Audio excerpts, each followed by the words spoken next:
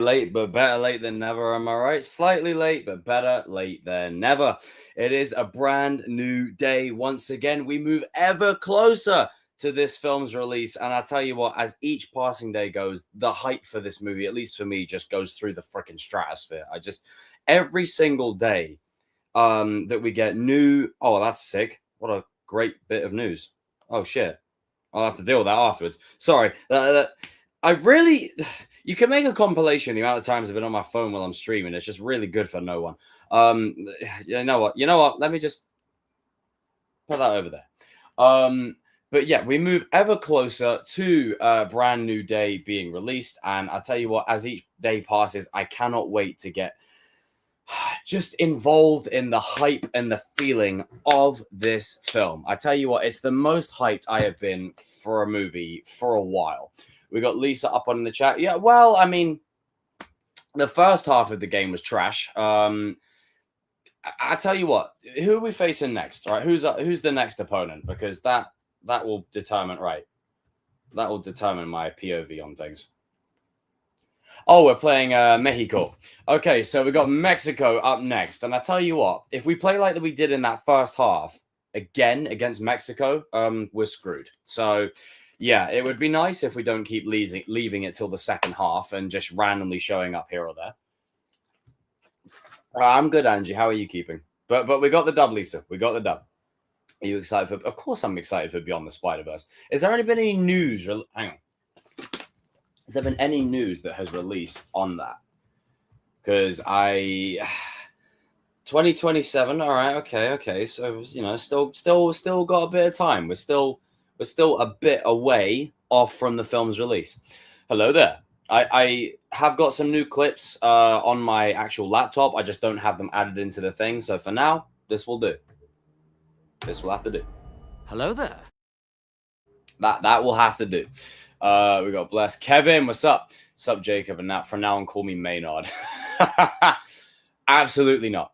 You check out season 2? Yes, I have. I was watching season 2 earlier on, and I gotta say, man, I didn't think they could top season 1 because it was that good, and I really loved it. But the vibe that we're going for with season 2, my God, I love it. You've got the X-Men, you've got X-Force, you've got X-Factor, you got all of these people. Jesus fucking Christ. Oh God. Ugh. Yeah, Jesus. But yeah, no, I didn't think that they could top it, and so far, so good. I'm really digging what we're getting, and I think when you look at how season 1 played out and the way they handled every single character was given shine. Every single character was handled beautifully. Obviously, my thoughts and feelings on certain aspects aside in regards to, well, certain love triangles with certain characters. Rogue Magneto. Well, they did it in the comics. I don't give a frog spat ass if they did it in the comics. Everything's been done in the comics. It's like a 70-year-old man with a 20-year-old. It's disgusting. But that aside, other than that, it's a solid show. Every character gets done justice. And you know what, Kevin? I agree with you. Episode 2 was arguably one of the most emotionally moving episodes of superhero media I think I've watched in a while. So, pushing for Miles Morales' introduction into the MCU, Peter dying in the MCU. Maybe, but maybe not. I'll talk more about that as we progress.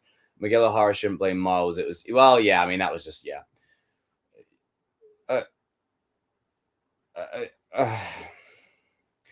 Gian, since you're watching right now, just send it in a voice note, for God's sake. Hey, Garrett, what's up, brother? I hope you're all doing good this Wednesday. It's weird to stream midweek, but we're here. Happy 1st of July, everyone. And also, we are literally a couple of weeks away from the Odyssey. That film is going to slap. Can't wait for it. Shout out to the Teddy's, the posters for X-Men 1917. Look at the... All right, okay. All right. We're about to experience greatness, I think. Muffle. I meant we are gonna be watching this. Yeah, that's right. We as a whole group collective gonna be watching this. Like, you gotta get the Kinetic 3, Jonas Brothers, like Camper, like music's in my soul. I can hear it every day, every night. It's the one thing on my mind. Gian, I love you, dog. Like, for real, bro. I love you. I love you so much, Gian, but absolutely fucking not. Absolutely fucking not. Nah. You've been trying to make me watch the holiday special. Now you're trying to make me watch this. You know, you're on Santa's naughty list already. Bad boy.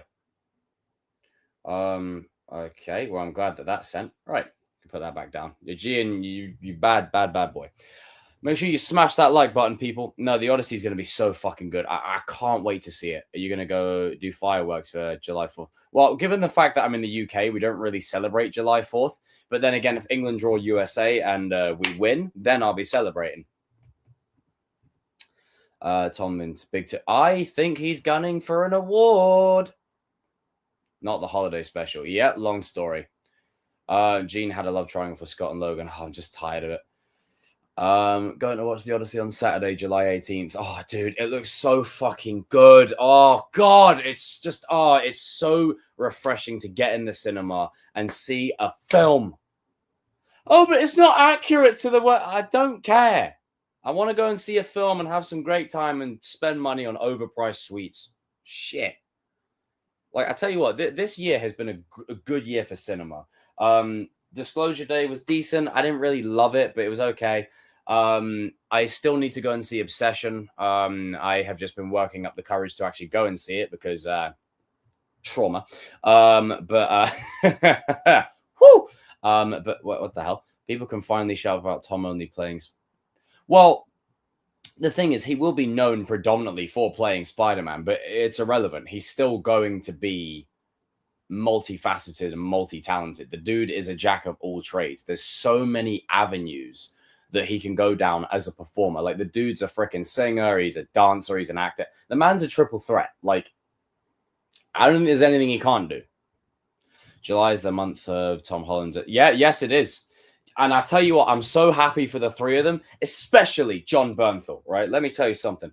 I have been rooting for this man since The Walking Dead. And I tell you what, he was amazing in that show, right? Absolutely incredible. I freaking anything John Bernthal was in, I am there for it day one. And he did a podcast, I want to say a couple of years ago. He did it with Shia LaBeouf. Now, I know everyone's going to have their feelings and thoughts on it, but it's one of the most emotionally resonant podcast I think I've ever watched. And I've rewatched this probably about, I want to say 2 or 3 times because it got me that much. Like, it's a conversation between two dudes shooting the shit. And honestly, this man is so fucking cool. I swear to God, like, you will never catch me fawning over a celebrity, but this is a man, right? This is a dude that I would love to meet, have a conversation with, and speak to. Like, this is honestly what spiritual life. I had a kid, but Chief, who can this touch? Victim, perpetrator, someone lost through it. Yeah. You can connect to people, period. End of story. The first thing I just think, like, look, man, I haven't seen you in a long time, bro. Honestly, man, the dude is so cool. Shit, man. And I want to talk about that. Yeah. The first thing I just need to ask you, man, is I need to ask you about your child. Yeah. I need to ask you about your baby, bro. Yeah. Yo, man. Tell me about your baby. God, I love this. I love this. If you guys haven't seen it, then make sure you go check it out. It's 2 hours of a great conversation between two people, and they're having a very honest, intimate conversation that is layered. It's a deep convo between two guys who have been through some shit, and they're just talking, and it's great. Best part about movies is the theater movie popcorn. You can try, but you can't really replicate movie theater popcorn at home, typically speaking. Nope, true that. Hope to see Emma Frost switch sides. Oh, they'll do that. I also wonder if they'll address the fact that Havoc is now involved. And shout out to Teddy Sears because he's playing Havoc. The fact that him and Cyclops are brothers. They haven't alluded to that in any way, shape, or form, even in the original series, I'm sure. So it would be nice for them to, how do I put this, recognize that bond. It would make for a little fun civil war, don't you think? Caesar's Webberoni Pizza. Yes, he is. Jonathan back-to-back this month. Yep. Oh, he will. Oh, you know, it'd be funny. Spider aliens. Jesus. But yeah, no, it's a great podcast. Do check it out. I've watched it I've watched it all the way through, probably 3 times, and I've watched bits and pieces. I want to say, I don't know, as many as you could possibly count. 4, 5, 6, 7, 8, 9, 10. Okay, sweet. Yeah, Teddy Sears is Havoc. That's fucking cool. Spider SpongeBob. Damn. But it's a great podcast. Definitely go check it out. I think I just like the fact that this is just a conversation in an attempt to shed spotlight on what it is for men's mental health. Yes, I said that. Oh, men! Yeah, I said it. Get upset. Men's mental health in the sense of people who grew up a very particular type of way. Now, I'm not saying we need to... It's become very popular and trendy in the Western culture, especially. Everyone needs to be a victim. Everyone needs to have some kind of sob story or some kind of dramatic backstory or whatever. Everyone's got to have some kind of crazy thing. It's cool to be a victim now. However, I will say with this, it's not cool to be a victim, but it's cool that people who have experienced absolute turmoil do not let it define them. And I think what I love about this podcast mostly is the fact that if you're, and look, I'm not trying to negate anyone's experiences or play anyone down, but I'm just going to call it what it is. If you have been through the fucking sack, the sack, then the stuff that they talk about in this podcast, you will resonate to massively. And there is a segment where I think Shia talks about the fact that, you know, he grew up on boss shit, you know? Hang on, let me see. 3 hours later. What the hell is this? I think we finally solved it. I was in the middle of something there. You know, I was living for myself, and when your whole Is what where is that? And what you think value, nobody that could like days of toiling with faith, but it was all to that it out and talk about specifics. And just doing that, I hurt many other people. All my to me, these were also part of the same kind of transactional relationship, trying to lead to a good relationship. It feels like guidance. It feels an environment where get it, you know. And I love Mickey Rourke. You know, he gives me hope. Relationship. My whole ending. How do you, what you know, clean? So I used to. It was almost like I'll do. Oh crap! Shit! My laptop's about to die. Fuck! Hang on. I'll get back to Spider-Man and then because I love this kind of stuff. So just bear with me. My laptop's about to die. Just caught my finger in the frickin' socket. All right, there we go. God damn. That's gonna leave a mark. Yeah. Good things so you can think I'm a good dude, but like in my own private life, when the doors were closed, I never thought that a woman being in so this is how these things that we're people and is a heinous manipulation. You can have open conversations about uncomfortable shit and really get to like another therapy. I've been is going on here. Where is it? About you have this ability, feel like to play these word spells on people, and right all along you were wrong, and then I just with us and writing the dude in the chat box like, hey bro, you know, I'm on the verge. You know, he's like, are you either gonna write what happened? Where is it? There's a bit I'm trying to find because there's a particular part of this that I was referencing that might get a point. What I'm trying to reference. Horse business. We're in a horse trading business, guy. The climb the hair up. I've always really like, you know, I hope you get it this time. Not this. Do for me in my life and for another person. You never asked me to like. My job isn't to feel. No. Wrong, man. Yeah. And I like a very public. Like my life is incredible. Like, to be there, you know. Where is it? Bear with me, people. I advertised it en masse. You know, watch me go do. He gets out. He's gonna talk about the love that he gets. It's a great equalizer. Reactive. Get out of jail free card for whimsical. It's the shame. I'm driving behind them. They're going to pick up the commitment to a life, and then decided to enter the order. Man, I was like, I'm gonna show that motherfucker. And when then it's all I didn't have. Just to speak about your being a part of my life, and you heard her voice, like she's like, where is it? All right, okay. I need to go in the comments and find it. There is a specific part I'm trying to find. It's really going to bother me. Oh, where he talks about. Hang on, I'll tell you what.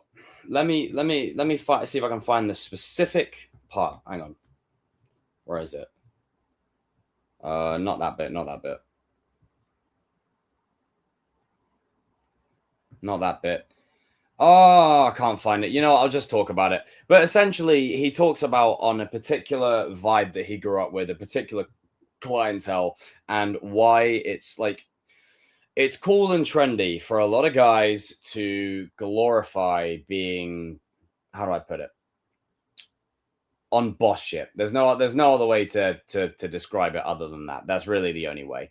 And he really gets open about it. He has an honest conversation about where it all stems from and why it's hard for people. And that's because we live in a culture and a day and age now that genuinely glorifies it. And it's cool. You know, it's cool to be against the grain. It's cool to not talk to anyone about anything. It's just cool. That's what it is. And it doesn't matter if you feel like it's performative or whatever. That's just the truth. That's just what it is. That's why you see so many people doing fucking Roadman bullshit. The Odyssey is going to get a whole lot of Oscar nominations. Yes, it will. It's going to clean sweep. How did you react seeing Toby and? Oh wow, I fanboyed hard. I legitimately lost my shit seeing the three of them on screen together. It was a very fulfilling moment for me, just because it's something that I never ever thought I would see in my entire 28 years of being on this earth. And just the mere prospect of seeing them three on screen together is insane to me. It still blows my mind. Hang on.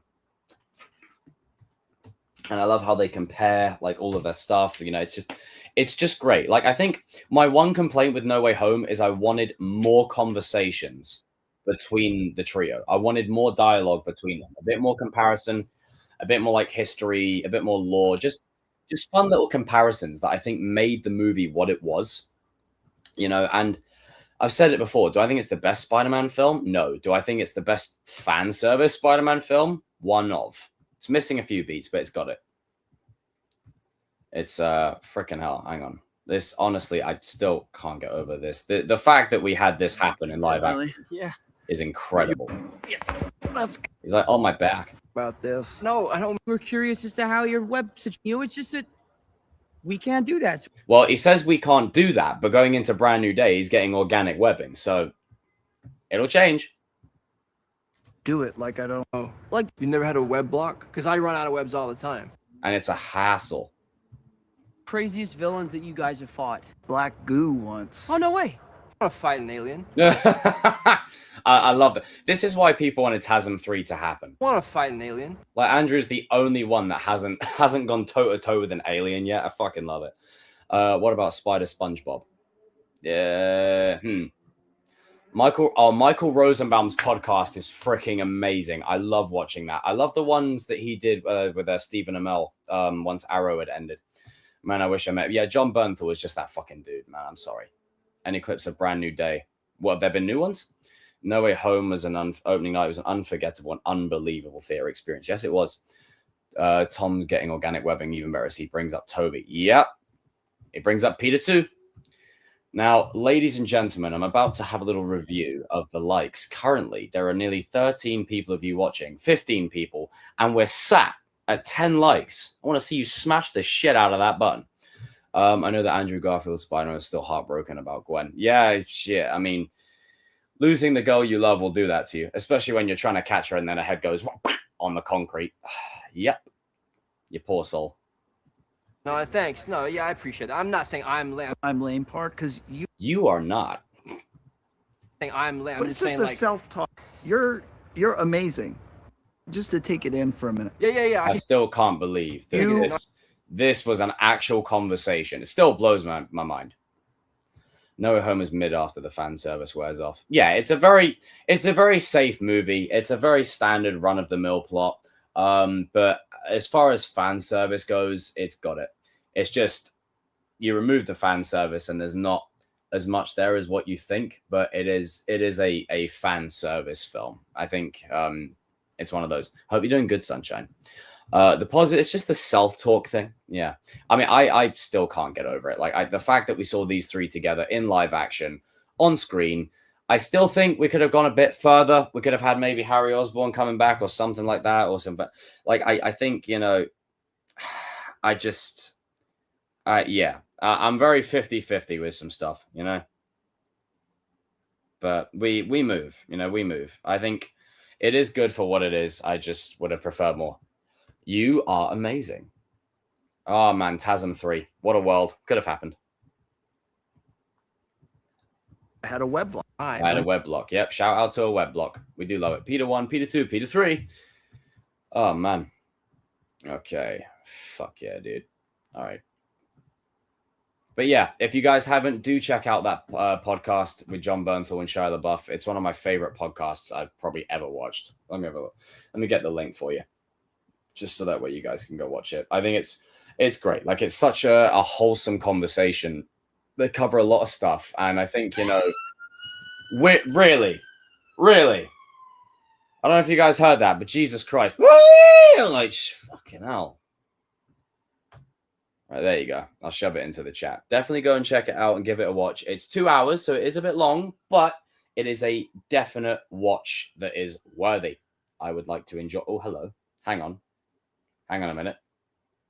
We have a word from our sponsor. Bear with me for just 2 shakes of a dog's tail. Yeah, I know. You heard that too? Fucking hell. Loud as fuck.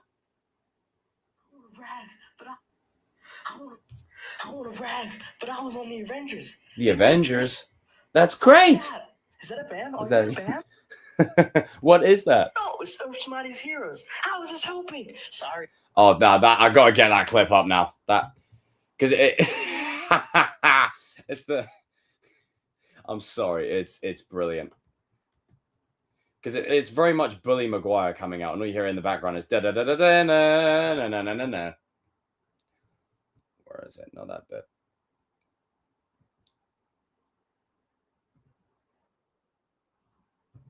Here we go. There we go. I'll be careful how much of it I actually play, just because copyright. That's great. Thank you. What is that? Love it. Still won't get old. Wait, you don't have the Avengers? Is that a band? Are you in a band? Look at him. Look. Look, you can say he's just itching to. Look, you can see Bully Maguire just. Earth's mighty. How's this helping? Look, it's brilliant. I love it. I love it. It's cheap fan service, and I'm here for it. That was a one-time thing, though. That was a one-time thing. I don't want that happening going forward. I think going forward, it would be nice to reach a point of clarity where we get back to form. Formula. We get back to formula. That's what we do. I think, you know, going forward into Brand New Day, there's just so much good stuff on the horizon. And I think, you know, there was a report that I saw that, after Secret Wars, Tom's done. No, I don't think after Secret Wars he's done. I think he will start planning his exit after Secret Wars. To think that he's been playing this role since 2016, crazy. Insane. Longest serving Spider-Man. Brand New Day. There is a clip that was released in terms of the Brand New Day score, and I hope it's legit, but the soundtrack absolutely slaps. And I tell you what, Michael Giacchino, he brings his freaking A game, because I tell you what, it sounds like absolute freaking, it's just brilliant. Look at it. Woo! It's literally got the freaking, you know, score of like all the other Spider-Man films in it. Oh, hearing that in IMAX is gonna slap. Oh, you should watch Bully Maguire teaches SpongeBob to drive. Jesus. All right, I'll have a look. Chosen One is born again. Damn right. Spider-Man. No, Tom Holland isn't done. Like, after Secret Wars, his exit will start happening, just not right away. Like, I think that's, people got to chill out with that.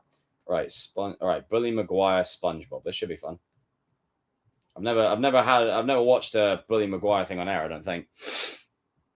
3 years ago, 666,000 views. Well, ain't that an omen for that triple number right there? Sheesh. Fucking hell. Right. Where are we at? Smash the like button, folks. We had 20 people in there for a sec. All right. Morning, SpongeBob. Are you ready for your boarding test? I'm ready. Yeah, great. I won't watch the whole thing.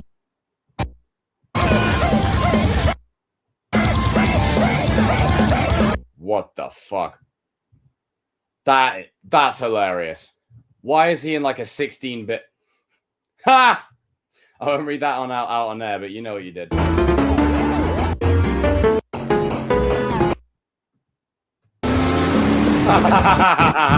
Sorry. Sorry. I love it. I love it. I love it. I love it. If you were to bring back Eddie Brock Venom into the MCU, who do you want to play him? Good question, but I think at this point you're skipping it. Yeah, because copyright is a thing. Copyright is a thing. I'll watch the rest of it like off air. In terms of where they're going with MCU Venom, I think it's very clear what they're going to do. They're not going to do Eddie Brock. They're going to do Matt Gargan Venom. And, you know, I think it just makes sense. You know, it gives Michael Mando a chance to really shine and flex his acting chops. It really gives Peter a rival for this trilogy, and it creates emotional stakes from the off, because this is going to be a trilogy, let's be real. So if you already start out this trilogy with the, and I said it before and I'll say it again, the key component is this motherfucker right here, Scorpion. This is the key component. Right? Did you miss me, Spike? Key component. I think he would be absolutely freaking incredible as Venom. I think, you know, with the way the Venom films have gone with Eddie Brock and whatever else, the MCU will be looking to do its own thing. And I think Matt Gargan is a great way to go.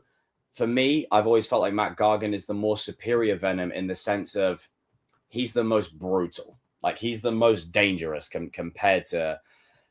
I'm sorry. I think, in my opinion, he is the worst Venom by far. Like, at least with Eddie Brock, there's some redeemable qualities. Matt Gargan, no. Mac is a dangerous lunatic who is unhinged. And I think him having a tail, you know, and stabbing people and, you know, making him go, you know, do lally. I think for me, it would actually make a whole lot more sense if you start out this trilogy with Peter just beating the absolute fuck out of him, like grabbing him, swinging him into a freaking car. Like, I mean, this right here is still my favorite part. Like, grabs him down and then I am totally out of control. like that. Jesus.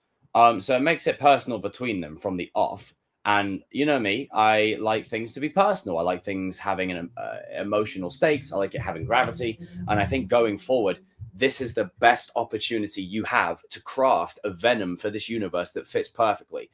And I always felt like Matt Gargan's Venom is more brutal. He doesn't give a fuck, and he's 10 times scarier.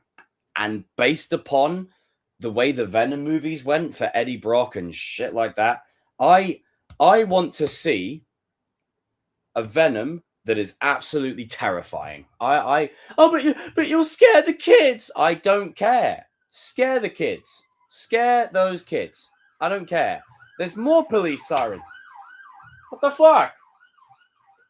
I'm trying to talk nerd shit here.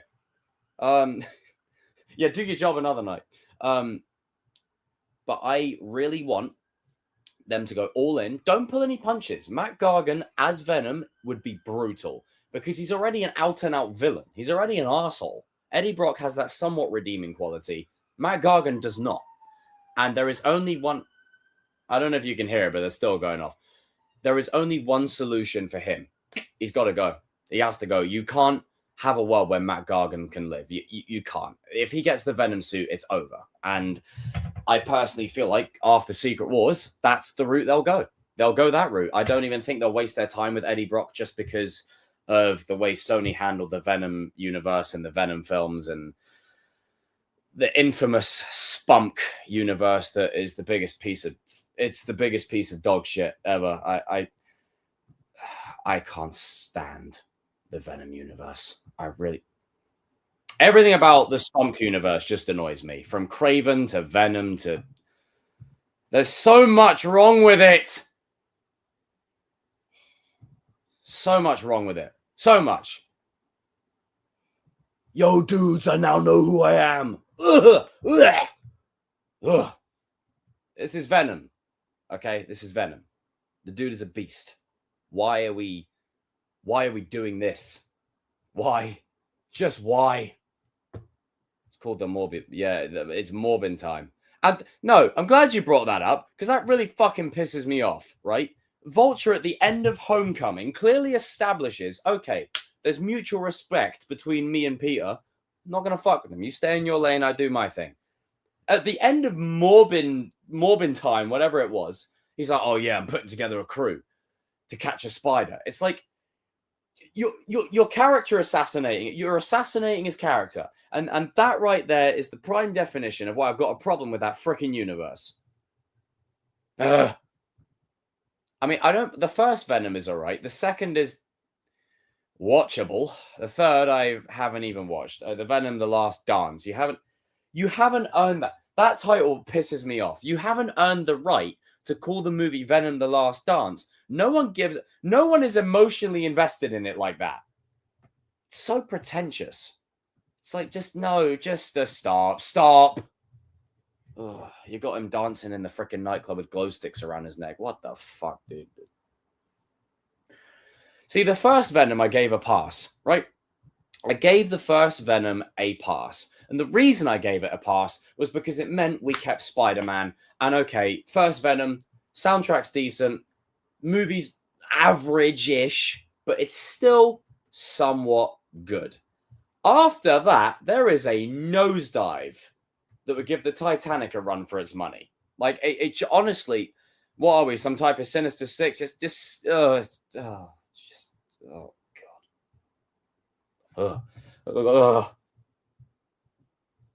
That movie, I swear to God, Venom 2 was the angriest I've ever gotten watching a superhero film besides Suicide Squad.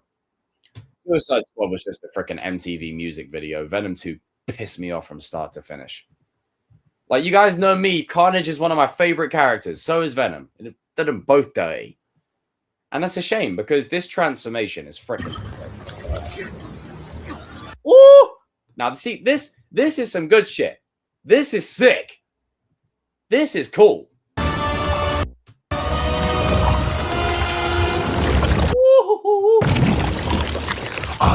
They got him perfect here. But at the end of the day, it doesn't matter because the Sony universe is just trash from top to bottom. It's awful. I have no reason to watch Craven. I can't be asked. Madam Web I skipped. I have about as much desire to see that film as I do my own father. Like, it's just not. It's just non-existent. You know, I just couldn't give it.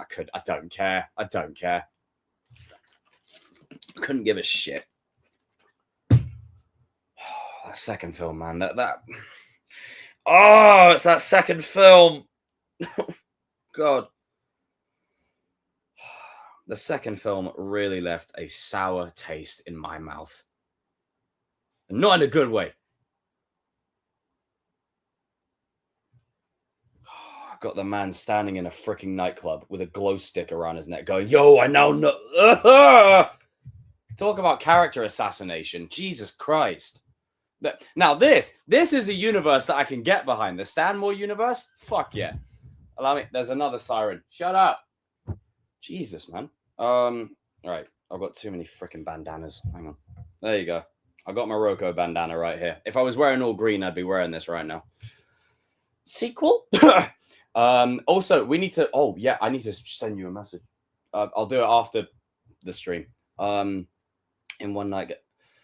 Why would you do that to yourself? You watched the whole Venom trilogy. Well, right. Why? Just talk to me. Why? Like, why would you do? Why would you do that to yourself? Oh, that second film is so trash. Oh, there's like one scene in it that's good. If you were to watch it in a cinema, wink, wink, nudge, nudge.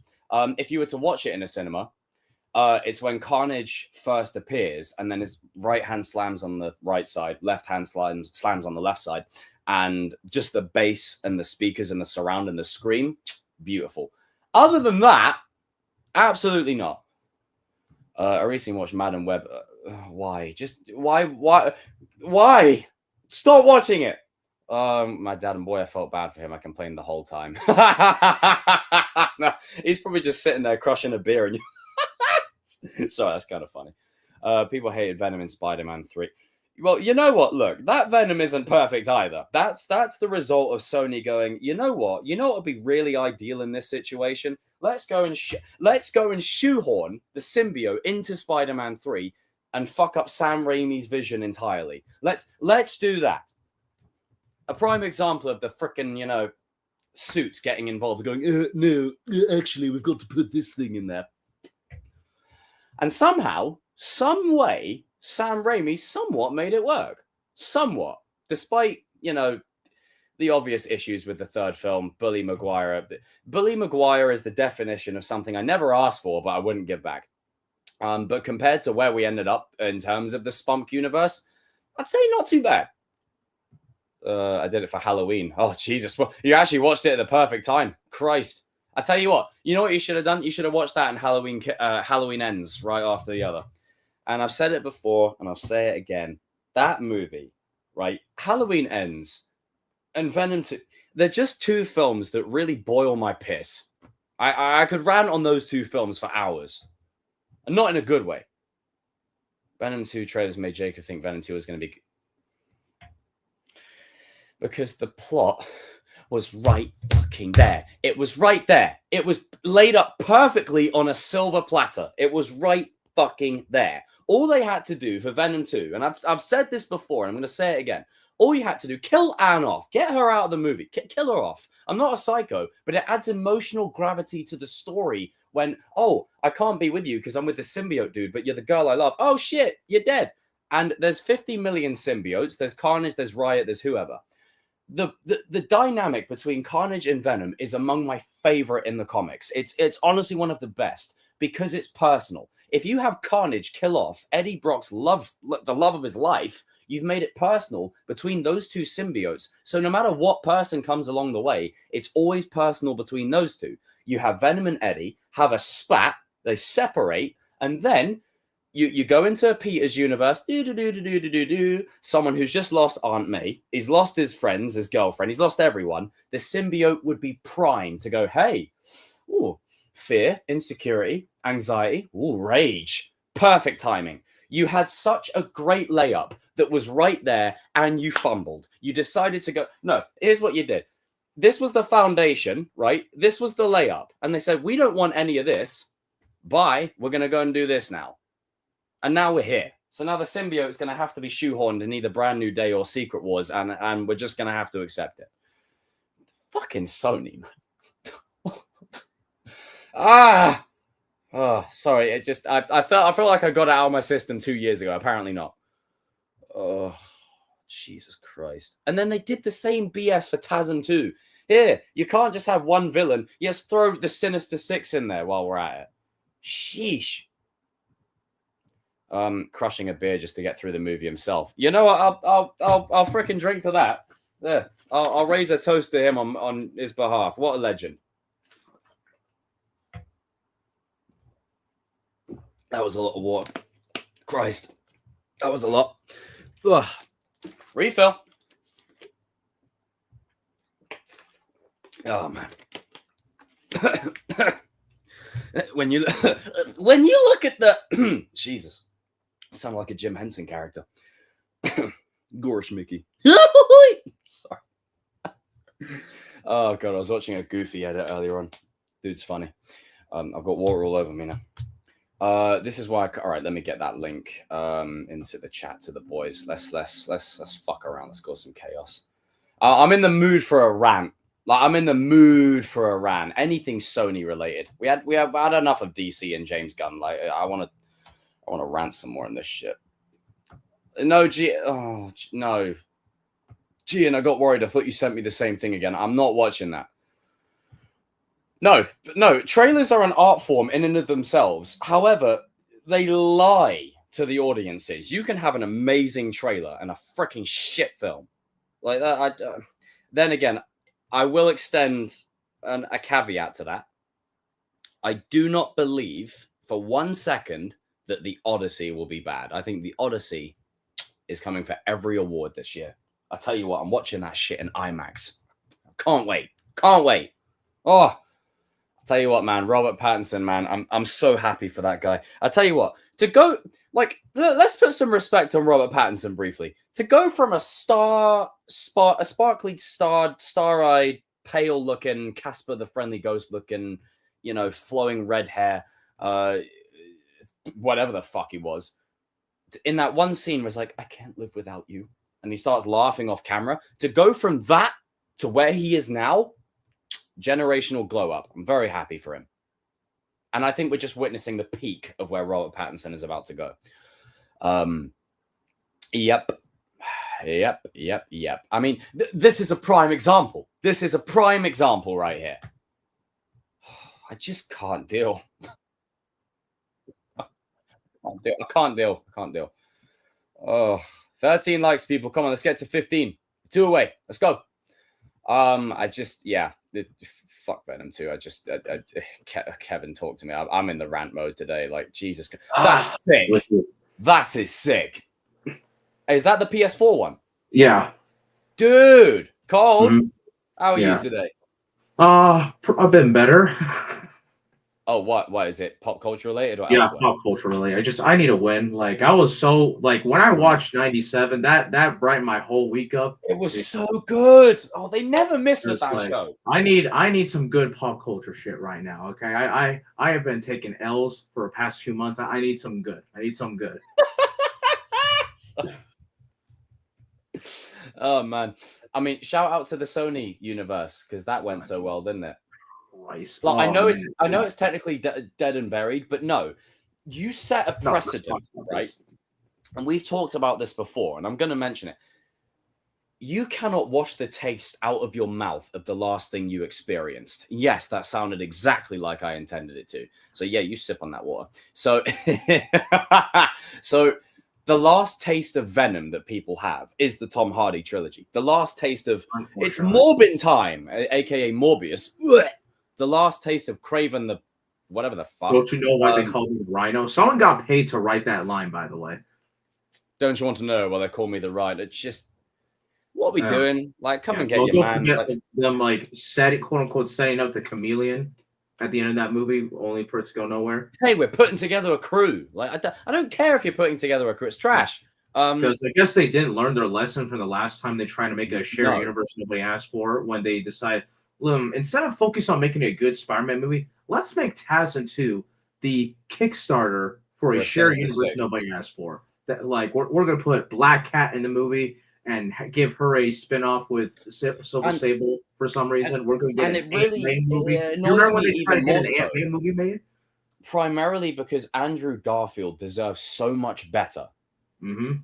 And I do appreciate the film, not the film, sorry. I do appreciate that No Way Home gave him a bit more to go off of, but he shouldn't have had to have been in that position for them to go, hey, this is a bit shit. Let's do something unique here. But they go, but no, they don't do that, do they? They didn't do that, do they? What's up, Danny? Like, freaking the Sony universe is, in my opinion, can suck the biggest cock. I honestly, I cannot freaking stand those movies because I've said it before and I'll say it again. You set a precedent with how bad you make a project when you go into something new. So, i.e., when I was saying about Matt Gargan in Spider-Man going forward, he has to be Venom because if they do Eddie Brock, then everyone's just going to be like, "Where's Tom Hardy?" So you have to do something new. You have to, and then if they end up bringing Craven in, you have to find some way to revolutionize the character after the butchering of what we just saw. Oh, but it's fine. We can make a new movie. Yeah, but people remember the last time. People won't forget. Yeah, that's true. It's just, I mean, like DC is an example. DC is an example. Like, you know, people don't forget no matter what. Like, no, they don't. And I certainly ain't going to forget what they did to my boy Venom or Carnage. Now, you see, Carnage is the one that annoys me. Because Venom, at least, I can give a pass and go, okay, it's the Eddie Brock version. He, in some iterations of the character, he's been, you know, it can be a bit of an anti-hero. All right, fine. Yeah. Fine. I don't get an opinion. Carnage, however, is a straight up relentless. It's the first iteration. It's the first. Yeah, he's the first one live action, and Woody Harrelson is a good choice to play him. And they underused him massively. They turned him into the butt of a joke and just made him red. And I was like, no, this guy should be scary as hell. Carnage is a freaking relentless monster. He's terrifying. Why is this a PG-13 movie? Why'd you put Carnage in a PG-13 movie? That's the other problem. They won't give Venom 2 They were trying to get families rated R, but they'll give Craven rated R. Fuck. But you see the issue there. You've got characters who literally bite people's heads off and scratch people, but they go PG-13. You've got Craven who stabs people, rated R. Like, what's the difference? Why not just make it rated R? No, making it R-rated. I want to see Carnage pull out some fucking Mortal Kombat type combos in that movie. No, do you remember in the 90s series when he attacks the police officer and then they basically change his like attack to like be like sort of like draining her life force and dropping her down, and then water her down? Yeah, there's a lot. How is Carnage in the 90s animated show more imposing and terrifying than in live action in a PG-13 film? Mm-hmm. How does that make any fucking sense? Not just Carnage. Morbius in that cartoon was way better than what we actually ended up getting. Shout out to Jared Leto. I really hate the Sony universe. I do. Me too. At first, it felt like a necessary shock to the system to keep Spider-Man, but as time went along, man, I felt like they just started dashing stuff at the wall and just seeing what would stick.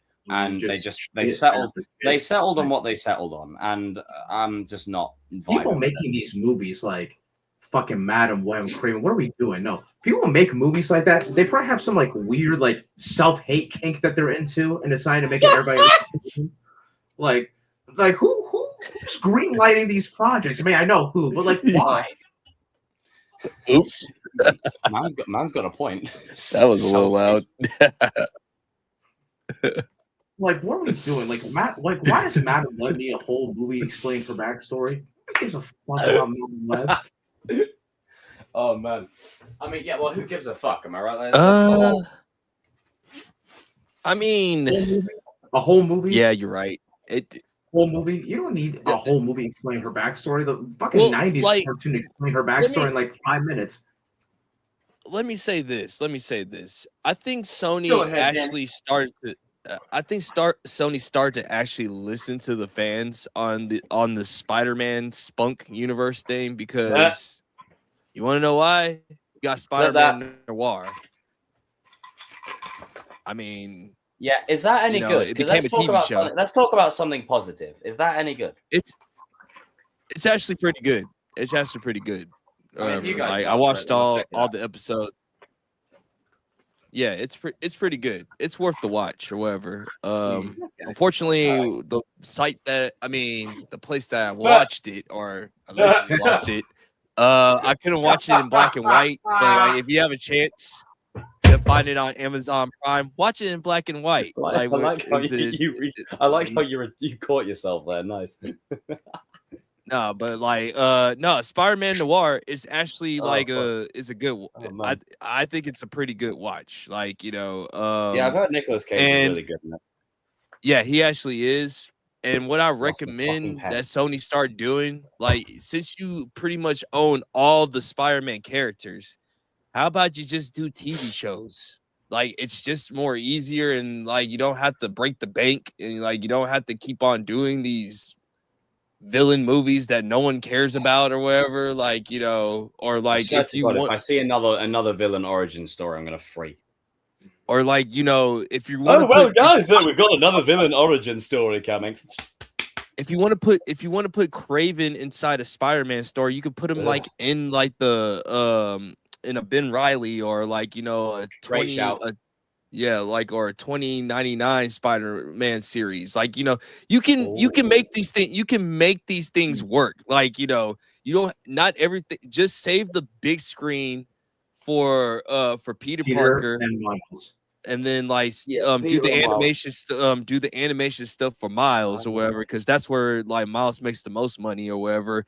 And then every other Spider-Man, you just do TV shows or whatever, and then bada bing, bada boom, like you the Spider-Man universe is like it's it's profitable. Like people are going to watch or whatever. Like, you know, like for instance, Madam Web should have been a TV show. Like it could have been like a 5-part, like 6-part TV show or whatever. Like, you know, listen, Sydney Sweeney would have sold it. Okay, it is what it is. I'm just saying, like, you know, I give you 2 reasons why, but I'm just saying, like, you know, bad.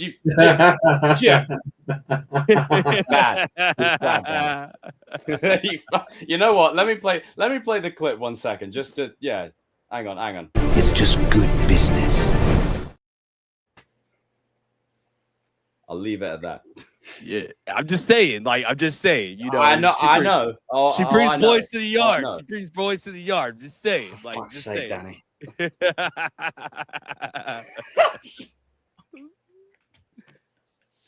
Hey, you had to do it, didn't you? You had to do it, didn't you? You got to do it. Hey, it's like I told you. You think we watch Kate Dennings for her acting? Of course not. Come on now, like.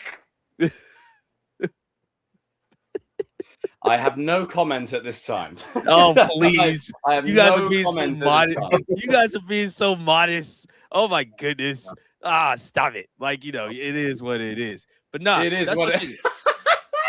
No, but that's what it is. It is what it is. No, but that's what you need. That's what you need to do. So like this is what Sony needs to do. This should be their game plan. Like live action wise, just keep it like for movies, keep it Peter Parker. Just keep it Peter Parker.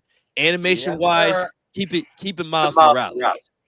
And then like everything else, TV show or like, you know, spin-offs or something like that. Like, you know, that way you're profitable in each thing. Like, you know, you got your each sections right there. That's how you need to do it.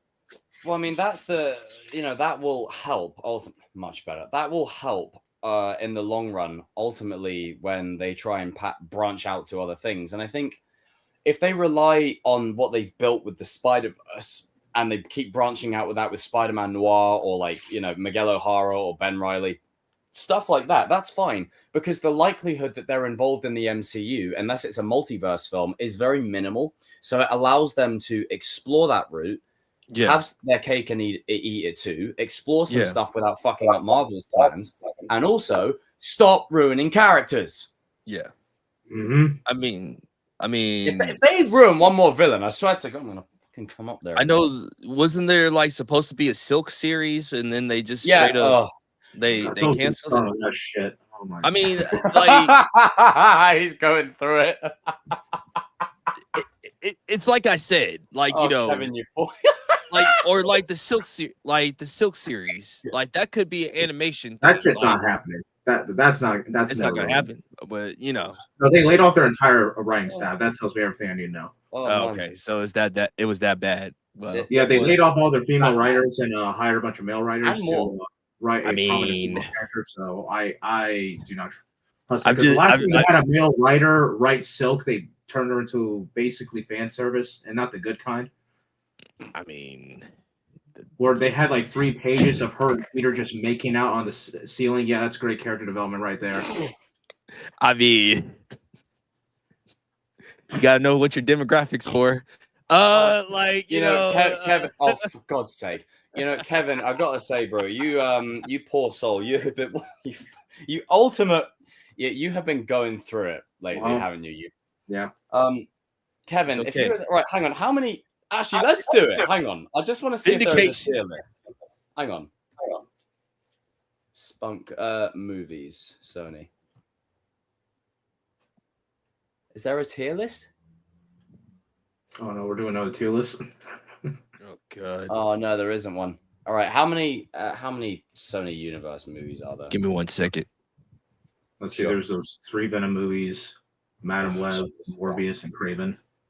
Okay, so there's 6 movies in total. I don't know how would you rank them? Like, it's basically comparing the shit to shit. Like, which shit is more shit? Okay, the Sony universe. Well, this lasted long, didn't it? Hang on, let me just zoom out real quick because it's zoomed in to fudge. All right, Kevin, are you ready to see absolute cinema on screen? All right. Okay. So, which one of these is the freaking worst? like I would have to give it like Spider Noir. I'm not counting in this list. That's its own thing. Mm-hmm. See, I haven't seen Craven or Morbius, so I can't really. Actually, no. Wait, did I watch Morbius? No, I think I did. Craven, I haven't seen. Morbius, just the fuck.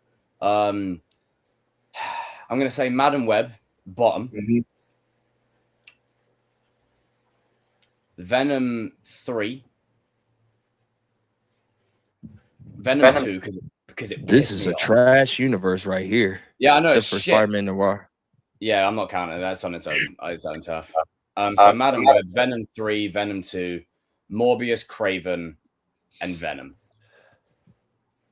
The only reason I give Craven second is because I guess the violence, but it's just. So you want to know what's the funny part? I never watched Craven. I haven't watched Venom 3, and I don't. You're not missing anything with Venom 3. I just what everyone watching this, watch X-Men 97 season 2. Go watch some good stuff. I watched all 3 episodes. I watched all 3 episodes. Oh, me too, dude. Freaking great work, honestly. All I just gotta say is, episode 2. Shout out to fucking Jubilee. Finally, thank you.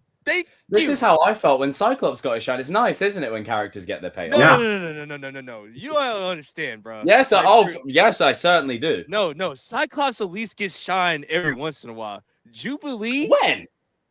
Jubilee? I'm talking about Jubilee. Like, Jubilee. Oh, yeah, she doesn't get anything anyway, but Jubilee don't get shit. Like, okay, like, when Jubilee actually did something, I was so happy. I was happy. Fuck, man. It's like, so. Oh, no, but not only did she tear up shit, she got a freaking song. She got a, her own moment. Ass. Yeah. Mm-hmm.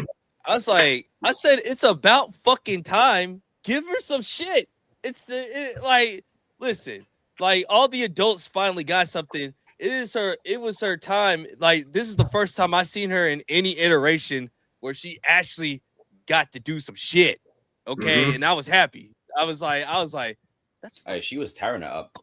I'm fucking talking about. That's what. I was so hyped during that fight scene. I was like, yo. I was tempted to download that freaking song. Like, listen, I'm on board with this. I am on board with this. Mm-hmm. They gave us 3 episodes. You know what? I gotta give the X-Men some props. They gave us 3 episodes on the first day. That's what the fuck I'm talking about. Yeah. It was great because the first episode was a recap of like, okay, this is what's happened since the last time you were here. The second episode was establishing its own thing with Cable, beautiful ending, and the third episode was setting up the long season arc. And I really love. I'm assuming we've seen it, right? I've seen it all. I love what they did with Magneto, how they tried to sort it. Like, it's always Charles reaching Magneto. So the fact that Magneto is trying to reach someone else for a change and it puts him in the Charles position, and he tries to help Apocalypse and it goes to shit. Yeah. Mm-hmm. It's like, Magneto is saying, like, I've been on your side before. Like, I can try to help you out. Like, love it. This is what I'm talking about. Magneto is fucking complex, and that's why I fucking love him as a character. It's like, he like 1 minute it's like he's like trying to do mutant supremacy, but then the other minute take over like the world and shit. Yeah, but then 1 minute he's like literally trying to help other mutants like understand the potential that they could be, and like he basically just saying like, yo, best version of an anti-hero. It's like Apocalypse, like you're helping like arguably the most dangerous mutant of all time and trying to make him like a good guy. That's kind of like weird coming from Magneto. What do you want, Magneto? Like that's always my thing. You just don't know what you're gonna get with Magneto. No, you don't. But that's what's great about his character but you don't know what you will get with him, and I think that's what really makes the whole appeal of his character so unique. Is the fact that you can go in any direction with him. And it's still earned. If you want to make him a good guy, it's earned. If you want to make him a bad guy, it's also earned. And that right there is absolutely, especially last season. Brilliant. Yeah. Yeah. I mean, don't get me wrong. I do appreciate one thing that X-Men 97 gets right is the fact that they poke fun at like the what do you want like black leather because of like the spandex joke in the first X-Men film and stuff like that. But I also love the fact that it gives us this scene, which I absolutely freaking love. Right? Friend. Brilliant. Shut up. Yep, brilliant. Just I think we've all been there. Mm-hmm. Get off your moral soapbox and shut the fuck up for once. Shut up. It's like you're always sorry, Charles, and there's always a speech. Brilliant stuff. So you're always sorry, Charles. There's always a speech with it. Yeah, they gave it. Yeah, and with these 3 episodes, they really like did a good job balancing out the individual groups. You know, you got like the 2 X-Men teams in the periods. We have X-Force in the present day, and they're even building up X-Factor. And I also like how they referenced Angel in the original series and what happened to him. So because I was like Archangel, right, that makes sense because he was They still haven't addressed Havoc and Cyclops being brothers, so I hope they address that this season. Also, shout out to Tay Sears. I'm not gonna lie, I'm smelling a mutant civil war coming. I think it's gonna happen. I think mutant that's civil war, baby. I can feel it. It will happen. I think Havoc against Cyclops. I'm in. I am so in. I think that might be what Apocalypse is gonna do. Like in later on, he's gonna set up a civil war between the 2 mutant groups, and that's gonna be sick to watch. Choose your side. Yeah. And then we're also because Magneto stop blue balling me. I want to see Cable and Bishop working together, please, at some stage. Magneto basically was hinting it like in the first first season, like when he was like making like the planet of Genosha or whatever again. Like he took the meteor back. Yeah, when he took the meteor back up to space or whatever. When he had Rogue and what's his name? Sunspot or whatever, like they all went back to like Magneto's basically hinting like there is a civil war gonna go. And I would not be surprised like if some of the X-Men will join Apocalypse side, and I wouldn't be surprised if some people will still stick with Charles's side or whatever. Like, it's gonna be an unexpected type of thing. Yeah. Yes. It's like, has season 3 already like been confirmed? Yeah, it's confirmed that they're already working on season 3. They're starting to like I think they even said voicing is almost finished for season 3, I think. I need to look it up actually. It is great to get some great superhero animation again. I'm not worried about this second season. I'm worried about the 3rd season because Bo DeMeo is not part of it. Like that's the thing. Like, that's my only concern or whatever. That because like he made the first 2 seasons, but due to his conduct, like, just behind the scenes behind the scenes, if you know, you know. If you know, you know. Like, you can do your own research. You can only do your own research, You can do your own research, motherfucker. But he was the one that made like started in to do X-Men like 97, Angie, in the actual show that they haven't addressed it. Yeah. Sorry, please carry on. No, but what I like about X-Men 97 is like they honor the arcade combinations of X-Men. That's what I fucking love about the series. Like, they are like using combinations that you used on the old X-Men games that you used to get or whatever. And I'm like, that's like the combo maneuvers. I tell you what, yeah, freaking Nightcrawlers are so fucking good, man.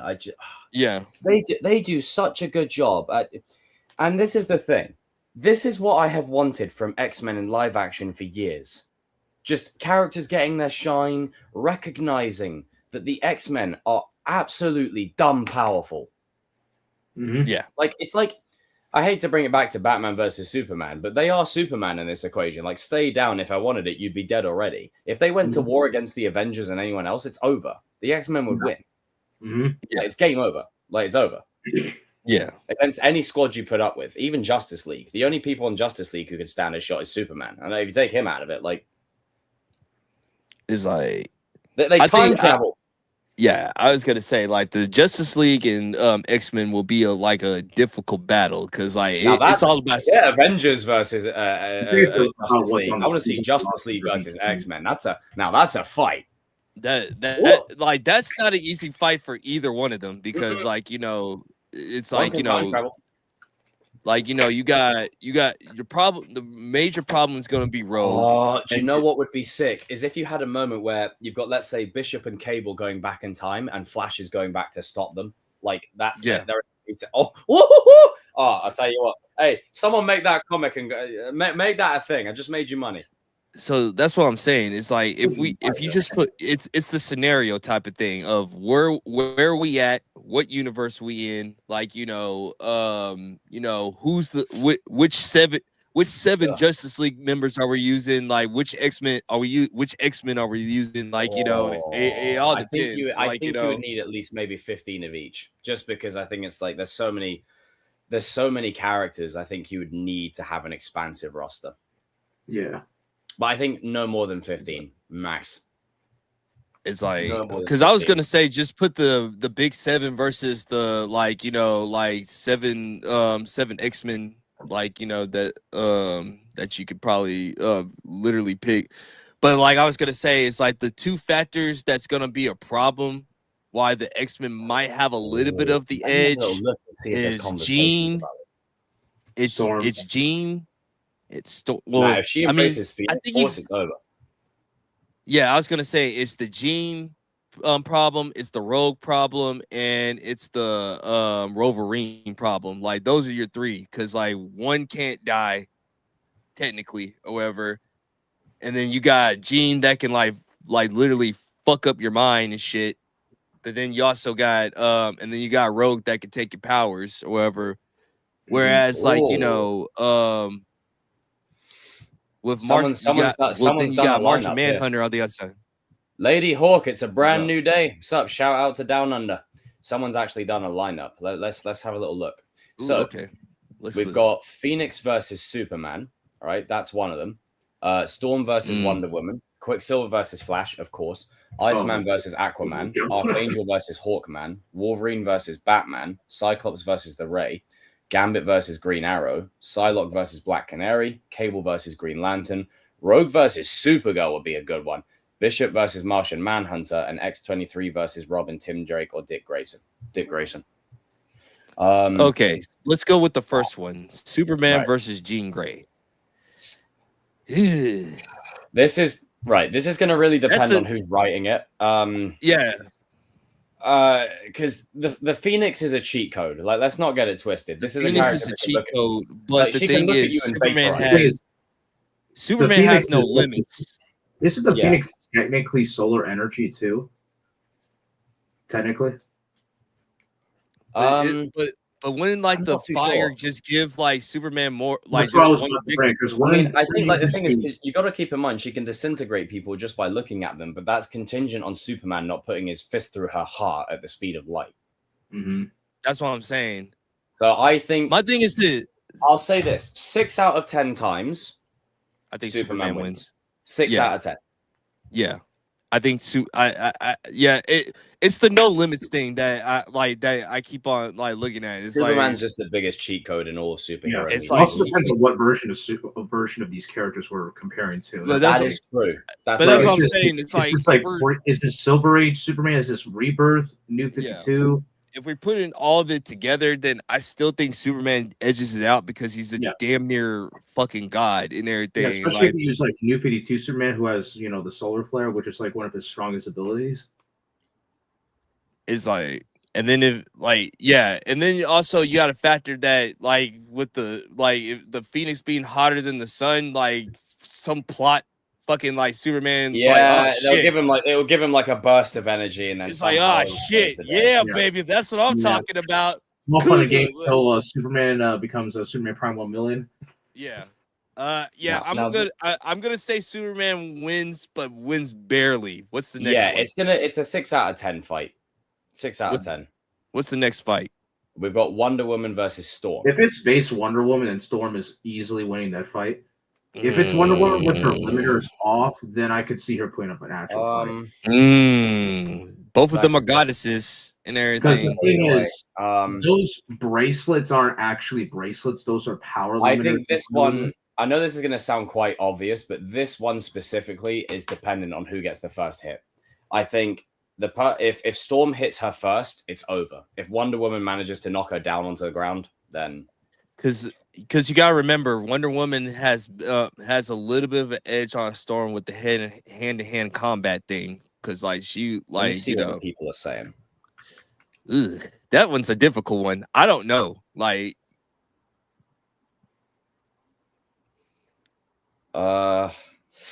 really don't know. That could go either way because it's an Omega level. Like the thing is, Storm, when she's allowed to shine, she's one of the most powerful characters in all of superhero media. But also Wonder Woman is Wonder Woman. Wonder Woman, she's her by herself has traveled around the planet. She can keep up with Superman. I'm going to say that's a tie. That's a 50-50. It also depends, if Wonder Woman still keeps her bracelets on that entire fight, then I could see Storm kind of gain the edge. If Wonder Woman takes her bracelets off, I think it's over. But also, Wonder Woman's biggest weakness is she never gives up too. So that's just another thing too. She gonna keep on fighting. Do this all day kind of vibe. She can she says I can her main thing to kill her is to either shoulders, knees, and toes. What's it called? Tired the fuck out like Batman did in fucking Justice League Doom and shit. Make her keep on going and going and going until she can't go no more or whatever. This is a case of attrition. Who can last longer? That's all it is. See, I think it goes either way. I think it's 50-50. This one's really close. It's a lot closer than people would think.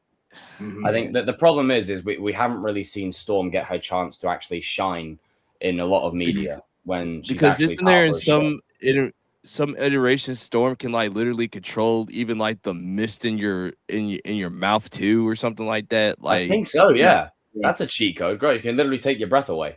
Yeah. Maybe that's how Phoenix beats Superman. Superman's about to quit. She's like, no. And in newer iterations of the comics, Wonder Woman now has her own berserk form. Holy shit! Okay. Yeah, because those bracelets are, how Shadow's bracelets, they're power limiters. That's basically what the bracelets are for Wonder Woman. When she takes those off, she's basically on par with cosmic level beings. Damn.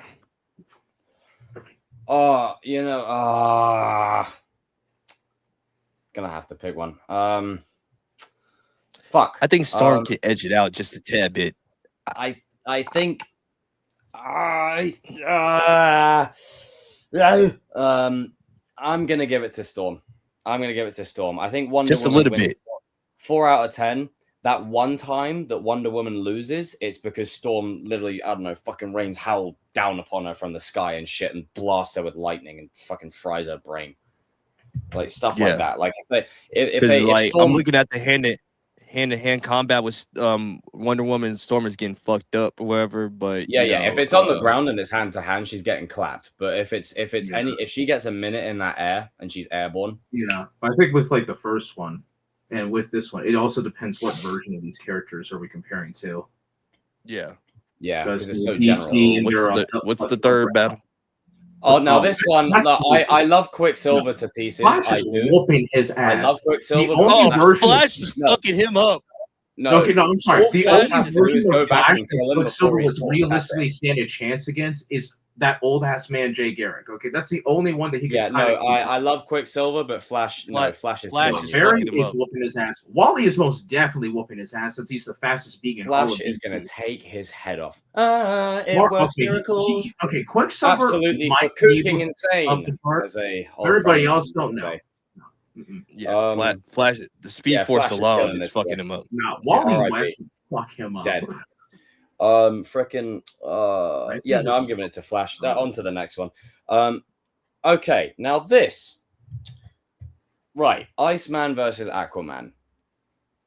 If this is Aquaman. If this is current Aquaman, I think he could take it. If it's current Aquaman. I got Aquaman because he controls all water. Like I think if he can get now. Bobby Drake in close enough, he can get a shark to just kill him. No, it doesn't matter because remember, it doesn't matter. Like any type of mist or like liquid, like it doesn't matter if it's solid or like Aquaman is the king of the fucking sea. Like he ain't like ice ain't gonna hurt him and shit. Like, you know. No, true that. So he's just gonna wipe it off and like, yeah, Bobby's fucked. Like I'm going with Aquaman. He'll be able to control. Yeah, I give it to Aquaman. Yeah, I agree. You'll be able to control him. If it's current Aquaman, like this version of Aquaman, yeah, it's over. Yeah, it's game over. All he's got to do is throw the trident in Bobby's chest, and that's it. Oh, you ain't gonna need that. But yeah, we can move on to the next one then. Archangel versus Hawkman. Now, I like both. Oh boy. Okay, I think Archangel. One-sided ass whooping. But I got Archangel. I think Archangel is taking him. No, Hawkman has not won a single fight in his damn life. Okay, he is trash. Hawkman is the definition of you are there to exist to prop up Hawkgirl, and that is it. You have no dubs to your name. You are I'm sorry, Archangel's clapping him. I'm sorry. Right, let me make a thing here. Let me make a thing. Right. So we said Superman would win, so DC have 1 point. Marvel, all right, okay. So who did we say would win at Storm and Wonder Woman? We said Storm will win. Yeah. Quicksilver versus Flash. All right, so that's Flash 2. Iceman, Aquaman, that's 3. Fucking hell, X-Men, you're getting clapped right now. And then we said Archangel will win this one, so that's 2. So it's currently 3-2. Yeah. But yeah, no, Archangel's destroying him. I'm sorry. Like, and look, you can say that objectively, Hawkman is arguably stronger. However, he's never gotten a dub, and Archangel is a fucking beast. Like, sorry. Especially if especially if he has the apocalypse like wings with them too, it's over. Bro. This is gonna sound contrived what I'm about to say. I love Wolverine to pieces, but whoever Batman's opponent is, you're losing. Like we're gonna okay. Like are we gonna include the prep time? Like, you know, because a lot of people are gonna be. That's the only way he can win. Like if you don't, and that's basically the whole MO. The most amount of plot around any character in fiction. He really does. And look, if it's if it was Batman on a stroll through Gotham and then Wolverine just jumps in and goes guy who, mind you, is a non-metahuman. He survived the fall from space and survived. This is true. Yeah. Also, I gotta give it to Batman. Like a cosmic-powered Flash with a little miniaturized device that he just so happened to have on him conveniently. Yeah. Which scenario are we going with? Are we going straight up, or like everybody gets all their shit? If it's straight up, then Wolverine's killing him. But like, if it's straight up, then Wolverine's taking his head off. Because if we're like if we're doing like the straight up scenario, like everybody gets all their stuff if we're going on the basis that every character has their stuff, they've had like a meeting, and this is the final fight, then Batman. Mm-hmm. If this was like a first fight, then Wolverine's killing him. So I'll go with Batman. Just because I feel like, I think Batman's one of those characters. It's not even because we're Batman fans or anything. No, it's like we're like literally. That's Batman why I asked the question. Like, I'm sorry, Batman is Goku. Batman is the definition of plot armor, and then more. And Wolverine's gonna stab Batman through the chest. Say what you will about Zack Snyder, but one line of dialogue he got correct. Stay down. If I wanted it, you'd be dead already. If Superman wanted to, Batman would be dead. But Batman's biggest thing is plot. Like, the Batman is the definition of plot armor. No, here's how this is gonna go. Wolverine's gonna stab him through the chest, and Batman's gonna get back up. Ooh, nice try. I used this ancient Tibetan monk technique where I could rearrange my organs to the other side of my body. Oh, okay. This is interesting. Now I do. Okay. Cyclops versus the Ray. Now I do like Cyclops, but the Ray is he's powerful. Yeah. The Ray. I never heard of this hero. Can I see a picture of what he looked like? Yeah, pull up a picture, Kevin. He how do I put this? He has like light powers and things like that.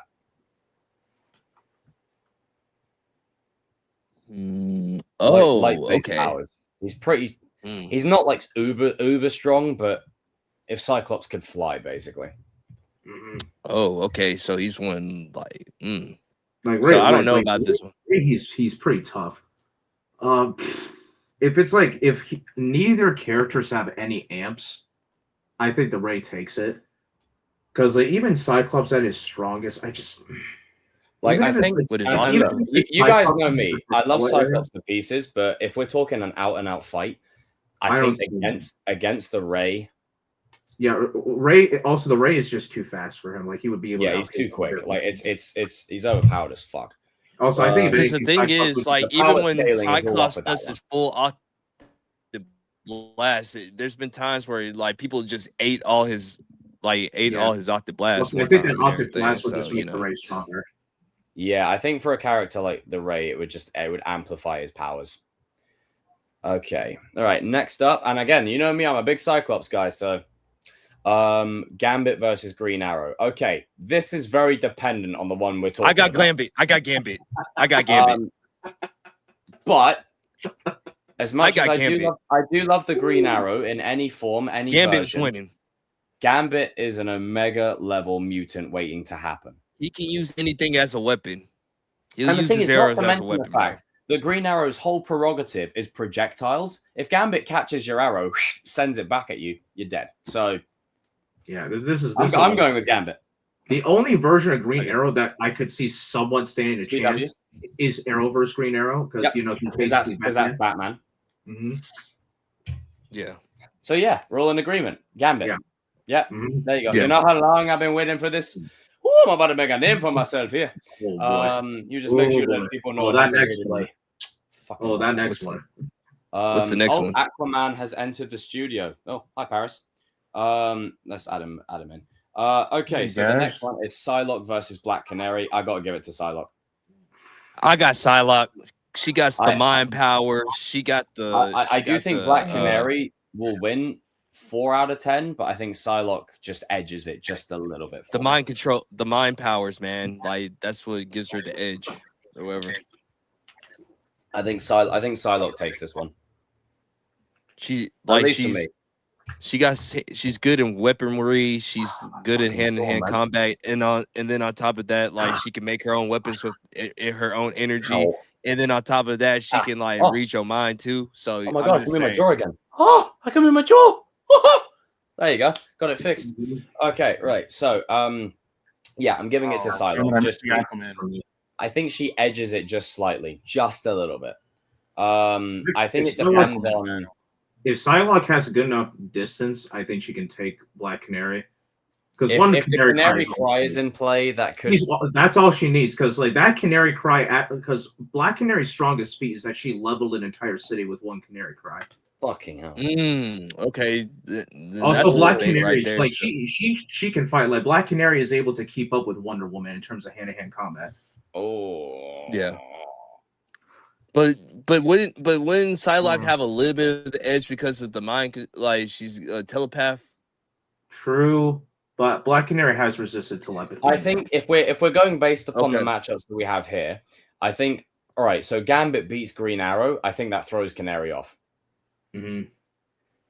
That throws Canary off, and Psylocke takes advantage. I get Psylocke just a tad bit. It's like a slight edge. It's a slight edge. I think if it gets to hand-to-hand combat. Yeah, I think if it gets to that, then she'll take her. Now, this is a juicy one. Cable versus Green Lantern. Which Green Lantern, though? That's the issue. And that, I'm going with the Green Lanterns. If it's not I don't think it's going to be Guy Gardner. It's most likely going to be Hal or John. So it'll be one of those. If it's my boy Kyle Rayner, it's over. It's over. Yeah, if it's Kyle Rayner, then Cable's taking him. If it's Hal Kyle Rayner is arguably the strongest Green Lantern ever. I don't know, because Gambit is really cool. However, this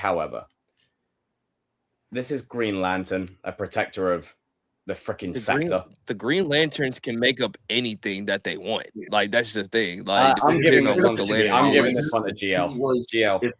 And Kyle Rayner, who was an artist, has the ability to create whatever he wants. Yeah, it's over. Yeah, I'm giving this one to GL. Yeah, the only version of Green Lantern Cable is beating is Golden Age Green Lantern.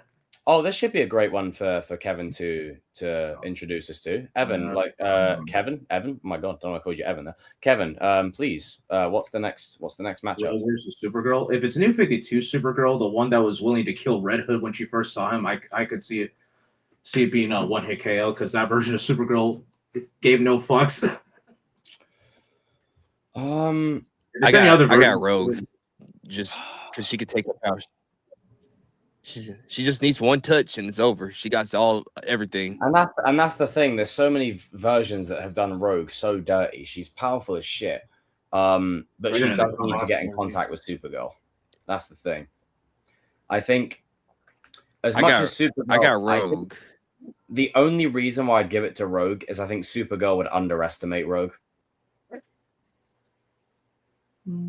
I just got a funny feeling she would underestimate. She's like, yeah, you're a kid, like you wouldn't, like, I'm from Krypton, whatever. The same thing Superman does, but you know, Superman's got more plot on his side. I don't know, because I think because Supergirl's powerful as shit though. Like but it just like Rogue just needs a touch. That's I it. think She just needs if a it's touch. any version of Supergirl before New 52, then I think it's Rogue. If it's post New 52 and Rebirth Supergirl, I think Supergirl takes it. Okay, right. We'll do a vote. All right, raise your hand if you're going with Supergirl. All right, raise your hand if you're going with Rogue. Well, there you go. We're all in agreement. I'm there gonna you go go with Rogue. We'll give it to Rogue. But I think again that could just go because either way. like Rogue is good in combat. I think that's one. It's like the Storm combat of Wonder Woman experience, thing. too. It could go either way. Yeah, and it's another one of those. This is a fucking killer matchup. Bishop versus Martian Manhunter. Oh boy, Martian Manhunter takes it. Yeah, I think Martian Manhunter wins that shit easily. I love Bishop. Get the same Martian Manhunter that can go. I would like to stress what they do with Martian Manhunter is absolutely incredible. Do you want to know what they do? They're making this uber powerful being, and they make him just such a nice guy. If he goes to the dark side and he snaps, you're dead. You're fucked. It's game over. He's arguably, in my opinion, next to Superman, he's the most powerful member on the team. Superman's scared to fight him. He is. Like Superman doesn't even like fighting. Yeah. Nope. So it's like how okay. Thanos doesn't want to fight the Hulk. Right. Well, the results are. Oh, we got one more. So X-23 versus Robin Drake. All right, Dick Grayson. Let's just go with that. X-23 or Dick Grayson? Yeah, Dick Grayson. Yeah, it's Dick Grayson. We're talking about the same Dick Grayson that has beaten Bruce Wayne. Yeah, I'm not even. No, X-23. She's too rogue, pun intended. So, based upon this lineup, X-Men had 5, DC had 8. They're still close. That's still, Yeah. but you got to think about it as well. DC characters are a lot more broken than Marvel. A lot of these lineups here, I'd say, barring Quicksilver and Flash, that's a no-brainer. A lot of them could go either way. I think if Cyclops had someone like maybe, I'm gonna say, if it was Krakoa Cyclops, I think he would stand a chance. Yes, if it was, if they didn't have the Ray against him and they had, I don't know, Red Tornado, or they had Atom, or Major Forces. Yeah, someone that is on Cyclops' level, because I think that's the thing. I've said it before and I'll say it again. Cyclops is one of my favorite leaders in the whole of superhero media. But in terms of power abilities, no. In terms of leader, sure. But in terms of power, doesn't touch anyone in the Justice League. Just doesn't. I think if they were to put him versus Dick Grayson, I think that would be more of an interesting matchup. Yeah. That would be a fight I'd like to see. Mm-hmm. I still think Dick would win, but you know. Yeah. But that would be more of like Cyclops' level. Yeah. Yeah, that's a. But I think like next time we probably should get like we should do like the Justice League the Big 7 Justice League versus like the X-Men 97 league or whatever. Probably that would be a good one. Mm-hmm. It is indeed. I might do a little. I might see what I've got out there in the ether to see if I can find some way to have like different matchups and different team ups and say like what characters are facing who, because that would be a lot of fun. That would be a lot of fun. And we have like different, or no, we could do like random generators where I basically put I put like 20 characters' names in from all of superhero media and I generate them into 2 teams and we vote on which team wins. Yeah. Like stuff like that. For Iceman? Would you guys say What's for that? Iceman versus Aquaman? Aquaman. Yeah, I was gonna say. Yeah, like don't get me wrong, Iceman will get a few hits in, but as soon as Aquaman throws the trident into his chest, it's not going to affect him. Yeah. He's just going to say, King of the Sea, motherfucker. Cool. Like, you know. Especially if it's like... I do love that they've made Aquaman get a bit more respect in recent years. Yeah, I do appreciate that. Avatar of the Blue. Thanks to Injustice. Injustice made him badass. Yeah, because current Aquaman has cosmic level powers now. Yeah, that's what I was gonna say. He's a fucking beast. Yeah, he does. Wait, what? He's the Avatar of the Sorry, Blue. I had to double take there. Like I said, he's a beast. Yeah, Aquaman has cosmic level powers now. He's the Avatar. Of the Blue. So you know how like DC has like these different forces: the speed forces for speedsters, the green is for like nature-based powers, the blue is for like water-based abilities and stuff like that. And Aquaman is like the current Avatar. Holy shit! Like, Do you know, I'd hate to piss off that guy. I'll tell you what, be careful where you fish. He can make you like not move. Oh yeah, also Aquaman can technically bloodbend now. Yeah, because it's water. Jesus Christ! Talk about overpowering his ass. Fucking hell. Yeah. It's like a Dude's a freaking loon. No problem. You can't be talking about him speaking of fish anymore. I mainly blame Super for that because after that, I noticed that you've been watching Dragon Ball Z. How have you been enjoying that? Oh, I'm enjoying it. I got Kevin to give me the full rundown, primarily because I've obviously watched the show and I know like the certain things or whatever else, but I haven't watched it in years, like all the way through. Yeah. So I'm watching Kai because it cuts out the filler, gets straight to the point. Yeah. I'm gonna binge through all of that, and I've got the list that Kevin graciously accepted. I will need it, and I'll respond to your other messages in just a sec, Kev. But the watch order: DBZ Kai, then Battle of the Gods, then Resurrection F. Skip the first 27 episodes of Super. Jump straight to episode 28, and then watch to the end. Broly, and then Superhero. Yeah. So that'll be my shtick. I am indulging. Yeah. That's about right. DBZ. I tell you what, man. Once I forgot how fucking good it is. Releases and when they do Moro, that list could change because Superhero takes place after the Moro and Granola arcs. But the thing is, those arcs haven't been adapted into the anime yet. You say Moro Granola? Oh, I just realized it was Deadpool Wolverine 2 years ago, right? For the release. Oh, really? 2 years ago, man. Yeah, 2 years since Deadpool Wolverine, the one thing we never thought we'd see. Speaking of X-Men and whatever. Yeah, also like Daima, you can watch probably whenever, honestly, because it does have a couple references to Super, but the thing is, it's still up in the air if it's canon or not. Oh, I see. I get you. Yeah. Yeah, I didn't like Daima. Yeah, Daima is very mixed amongst American viewers. It was really big in Japan, so it's one of those series you either like it or you hate it. Like motherfucker.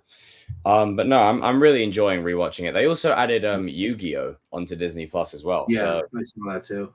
Because the thing is, it's like you guys know me. I'm not like heavy anime like you guys are, but I am a normie, so I can't branch out into like Tokyo Ghoul and Demon Slayer. I'm like revisiting like if I don't finish the mainline stuff. Yeah, I'm rewatching today. Stuff. It's okay, like I'm rewatching the original Beyblade series right now. Oh, fucking amazing! Yeah, I'm also rewatching the original Bakugan series because that was really big when I was growing up. Oh, listen, that Beyblade series, I'm glad I found someone else that appreciates it. It's so freaking good. God, I love it. I heard a rumor. Yeah, after I finish the original series, I'm gonna rewatch the Metal series as well. I heard a rumor today that in Black Panther 3, Denzel I just got the. So we could get Storm soon. Oh, is that Kai or Super? Sailor Moon. Oh, Sailor Moon. Okay, I couldn't tell because of the lighting. No, I got the Sailor Moon Blu-rays. Yeah. Yeah. Yes, I like Sailor Moon. It's actually a pretty damn good series. Like, you know. Oh, Kai. Oh man, Kai might be one of my favorite. I'm sorry. This is one of my favorite characters I've ever seen be put to screen. Yeah, if you ever watch the Metal series of Beyblade, I think you'll really like Kyoya because Kyoya is very similar to Kai. I only know about this just because of like JetX when it came out. Oh yeah, because it did air on JetX as well. Beyblade.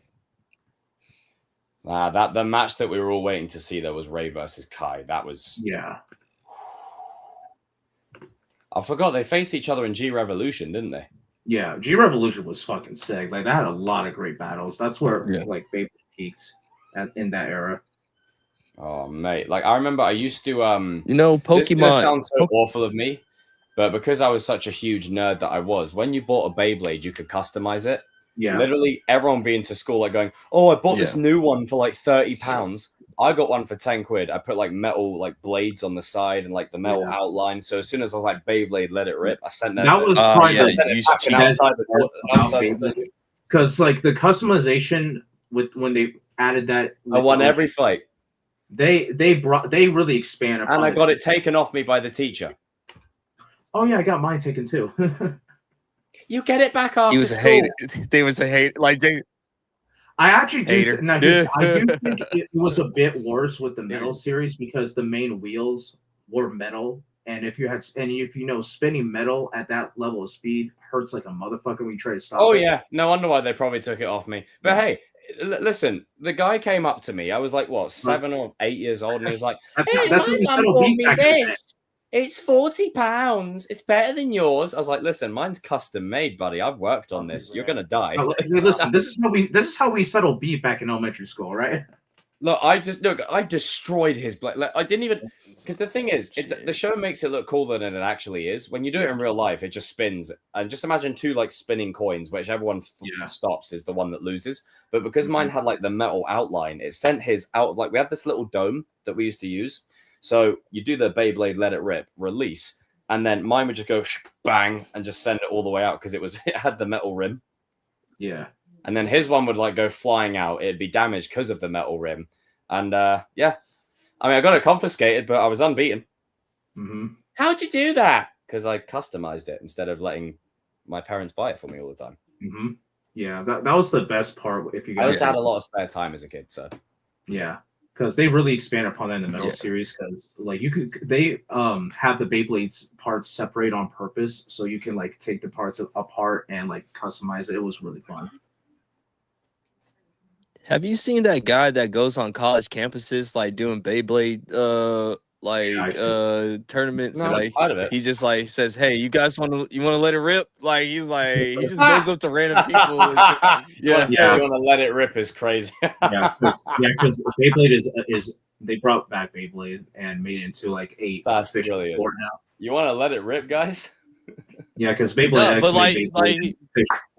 But like some people get that nostalgia feeling. They like, wait, is that Beyblade? Yeah, you already know, buddy. Like, you want to go ahead and face me? You like? If I can find it, I've got one in my cupboard. That So basically, my favorite one. So the character that we showed you earlier, Danny, is called Kai. He's basically like, imagine a Tommy Oliver. Yeah, I know Kai. I know Kai. He doesn't really. He's just cool. His bit beast is Dronza. And next to, I want to say Dragoon for Tyson, and what's Ray's one? White Tiger? Is that it? I think it's Trigger. Trigger, that's it. Those 3 are my favorites, but Dronza is number 1. Like it was like my blade was literally like a black outline with like red streaks, and I was like, mwah. If it's in my cupboard, I swear to God, I'll show it because honestly, I used to win every single fight with that one. I just the thing is, no one realized you could undo it, customize it. And I was like, let me just put a metal rim in. Mm-hmm. What? Your plastic ain't winning. Like, your plastic ain't winning. Like, against my metal. Yeah. And the metal, it got even worse. It had like these hooks. So as it would spin around, it would like hook into their blade and then throw it out. It got even worse with the metal series because they added mode changes and like special. Rim is crazy. And like, that is wild. Spinning tracks to make give yourself better defense, which was crazy back in the day. Yeah. So Man, I was more. Once DBZ's done, I'm tempted to watch Beyblade again. Yeah. I mean, that's how you get into the anime, like Beyblade was really big. Like when I was. Oh no, I when I was hanging out with Ty day before yesterday, we went into HMV. Don't know if you have one of those over there. We found Digimon. Which Old one? but gold. It was the animated series that was on in the early 2000s, I believe. Oh, okay. But it never took off much. Like it. Oh, has he got it? Of course he has. Digimon was fucking good. Oh, honestly. Yeah. Nerd. Yeah, well, I do kickboxing, so fuck off. I had that conversation with someone earlier today. They're like, "Oh, you're such a nerd." I was like, "I work out. What do you do?" Like it's not my fault. The only thing you can lift is a pint. But nah, Digimon was fucking goated. But I think Digimon never got the props it deserved because of Yu-Gi-Oh. Like I love Yu-Gi-Oh, but I think it was because of Yu-Gi-Oh, and it was because Pokemon was so popular. Yeah, that's another thing. Pokemon cleared everything. Yeah. Like anybody watch My Hero Academia? I'm on season 2. I might do a rewatch of that at some stage. Ooh, nice. Oh, gold. Got all 4 seasons. I got the original 4 seasons. Fucking hell, man. I'm pretty sure that's a freaking show at the West End. But yeah, no, like legit. Because they've got Yu-Gi-Oh on Disney Plus, so it's like I don't know what Disney have decided to do. They're like, you know what? Let's just tap into the anime market. Let's just get it all over here as well. They have no choice. They have no choice. Like I think it's because gotta get something on that platform. Because they were starting to transfer a lot of the stuff from Hulu into their main library. And Hulu has a pretty big anime library. I will say I'm at the part where Piccolo's training Gohan, and Gohan's going, and then he grabs Gohan and chucks out that mountain. No, Danny, because why is it? Even as a kid, I couldn't put my finger on it, but I was like, you know what? He is like Mace Windu, and I was like, oh, he's basically, yeah. I mean, it's basically like I'm Gohan in this situation, and and you're Piccolo, and you're basically telling me to sack up and get on my shit. Yeah. Stop your whining. Listen, this is what this was getting annoying about me with Piccolo.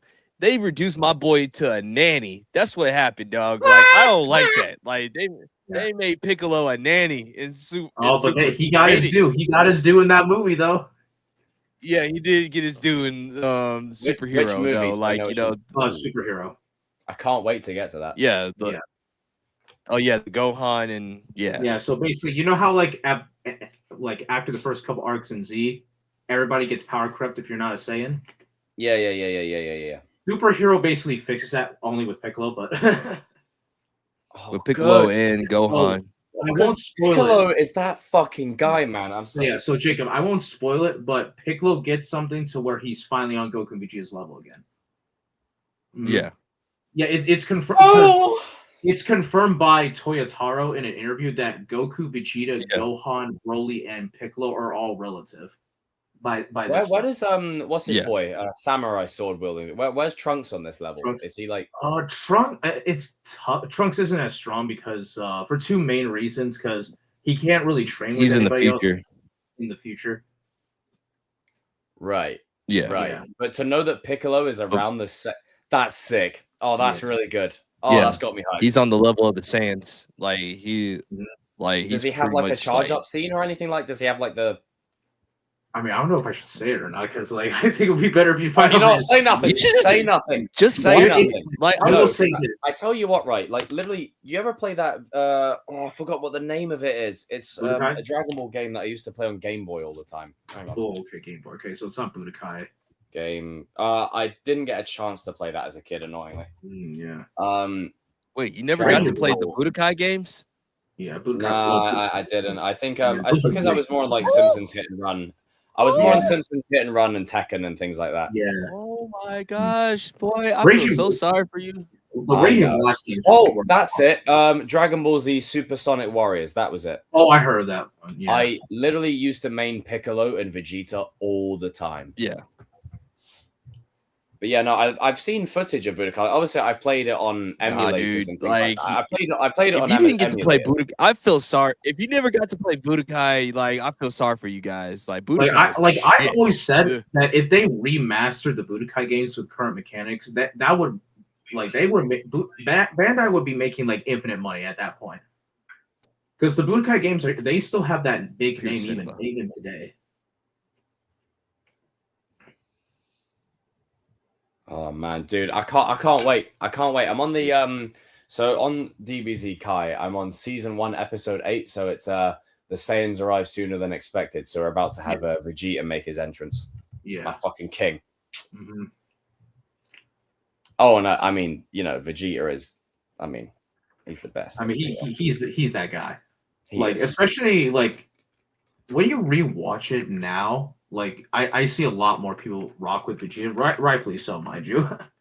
Yeah, Vegeta's always and been I think that that guy. big switch happened. That switch definitely happened when Kai was airing in its original run, but I think that it really took off when Super was airing.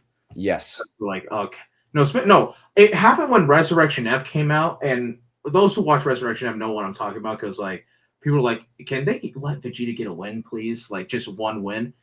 And what really, because as much as I love the moral arc in the Dragon Ball Super manga, the one thing that does irk me, they had a chance to give Vegeta like beating the main villain, and they didn't, because you know Goku's the main character. It's a shame, but like he does get a pretty significant moment. So it's a bit half points. I mean, I do know, like, because the thing is, I've seen Dragon Ball Z, so like in Toriyama like the Vegeta. bits and pieces.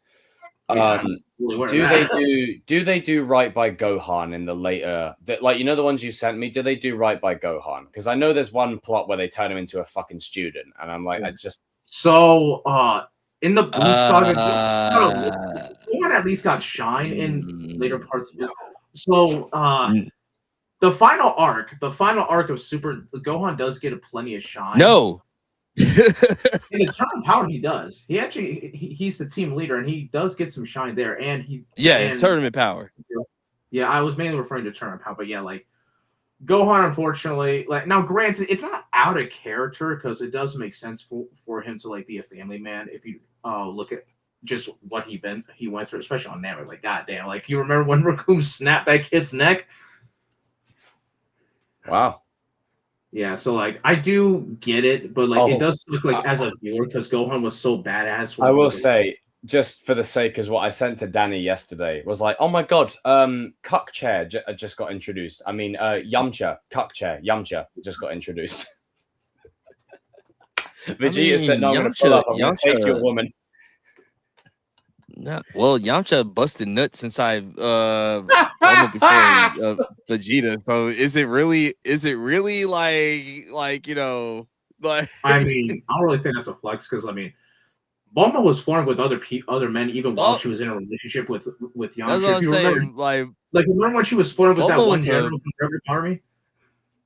Yeah.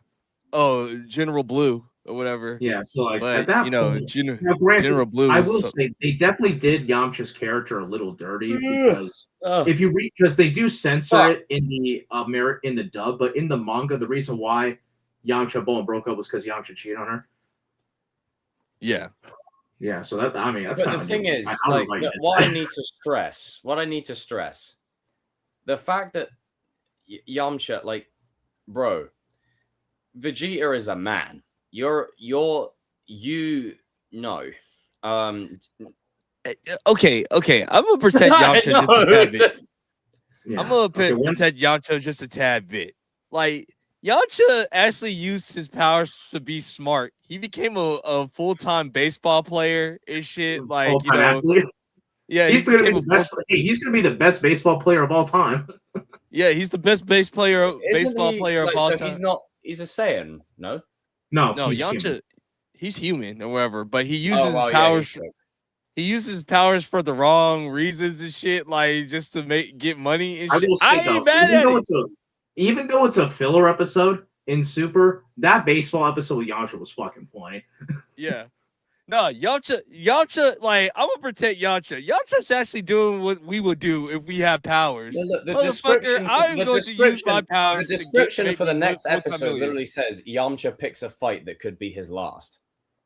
Oh yeah. Oh yeah. Yeah. Well, we're getting to that point where I did watch the original, like Dragon Ball, the original series. I did watch that growing up. You know, the one with like Goku as a kid. Yeah. So in that, he did beat Goku. Say, I want them to remake. Would you say was Yamcha in that? Determined for this particular scene. He's like, nah, yeah, Goku, Yamcha actually beats Goku like one time. So Yamcha, Krillin, and Tien, is it? Were they all in original Dragon Ball? Yeah, yeah. So yeah, Tien was introduced. I'm not gonna lie, Tien, Yamcha, they need Piccolo and Vegeta on that team. Jesus Christ. Mm-hmm. Yeah, I want them to readapt the tournament in the Dragon Ball Super remake for that particular scene when Gohan fights Kefla. Because mind you, Gohan beat Kefla in base. He didn't need Super. He's like, nah, I decided to go my own path. I'm not going to use Super Saiyan this whole tournament, and he didn't. He didn't need it. Yeah. Yeah. The manga gives Gohan a little bit more respect because, like, Gohan, it feels like his own fighter. Because when they made Gohan a fighter again at the end of in the Super anime, he fights a lot like Goku. In the manga, he has his own fighting style, which I kind of appreciate. Yeah. Mm-hmm. Yeah, man, I'm on a DBZ hype train. I love it. Yeah, because in the manga, Gohan, because even though he wasn't involved in the main stories, there was some side chapters that confirmed Gohan was essentially trained with Piccolo this entire time. So when the tournament rolled around, Gohan pulls him in. There's a moment where Vegeta's like, "Oh wow, Gohan, I didn't even recognize you," because like Gohan got back into training for him, and that was a cool moment. That's something I want them to add when they do the when they cover the tournament in the reimagining. Oh, I'm sorry. This is fucking cold. Like this right here. If this is what we're building, like if this is what it builds to, I can't wait for. Look, that is one of my favorite moments from the manga. If I can like pull up that panel, because I have it saved here. That is one of my favorite panels from the manga. Like I've only ever watched Dragon Ball Z in like stages or in phases, so I've only seen different things. I've never watched it the whole way through. So I've always liked the characters, but I've never watched the whole shebang. I will say I did watch Broly, like that film when it came out, and Goku and Vegeta on that film were on fucking crud. Yeah. Was it the Super version or was it a Z? It was the movie 2018 one. Okay, Super. Yeah. Yeah. If I can just find that panel, because that panel is sick. Is that one canon? Oh yeah.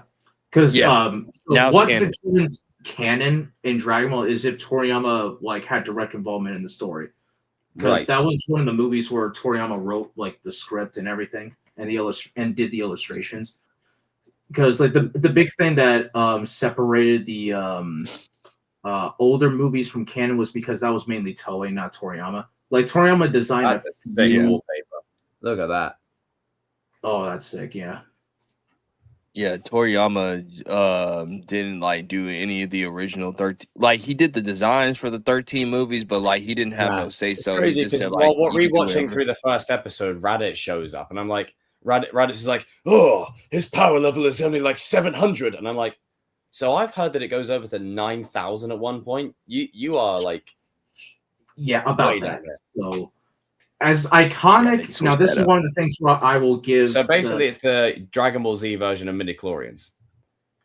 Actually, no, that's S cells, but that's in like extra material. So, the over 9,000 line, as iconic as it is, I will give you a bit of a warning. It is a bit of a mistranslation. They don't say that in the Kai dub. Because in the manga, it was over 8,000.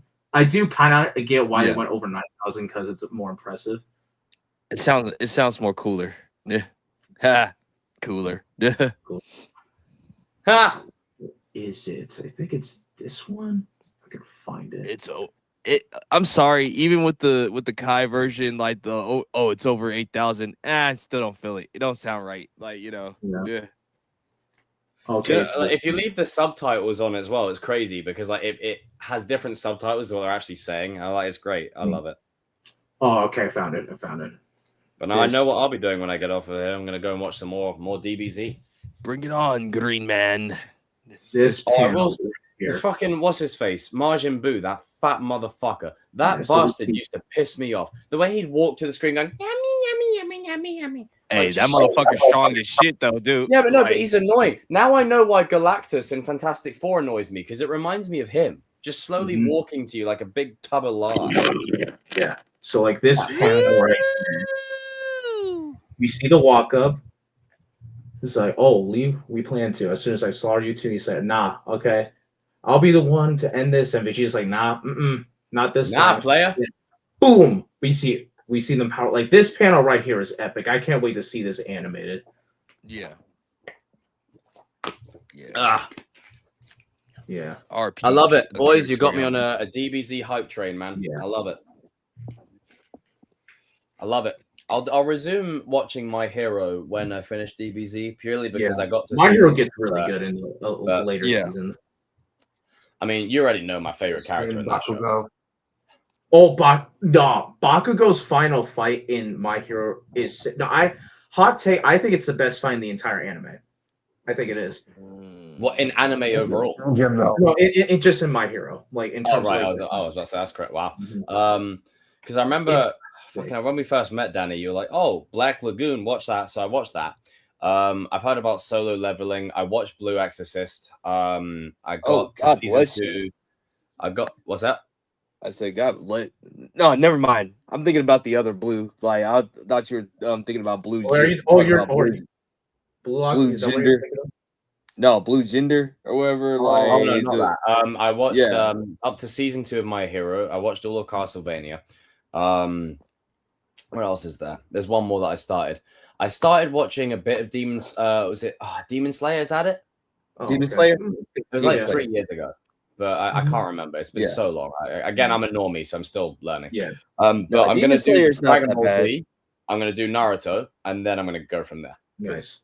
Yeah, because I've obviously because the thing is, I've obviously seen it in bits and pieces, but I've never watched it fully throughout to actually appreciate the lore. When you go to watch Naruto, and also I'll be real, Western entertainment pisses me the fuck off. Yeah, go use that filler list for Naruto because like Naruto does have quite a bit of filler, unfortunately. That's like my only I have heard about the anime. And there's no like Kai version of it, is there? No. So you just have to skip some episodes, which is doable. Like that's what I did. Because like when I was watching, when I was recording my reaction to Fairy Tail, that's what I did. I used the filler list. Yeah, the kid. When you do the kid version of Naruto, like you definitely want to use that filler guide or whatever. I'm not trying same to. Thing with Shippuden, I mean, again, I watched the original Dragon Ball, but I'm not like I want the fights.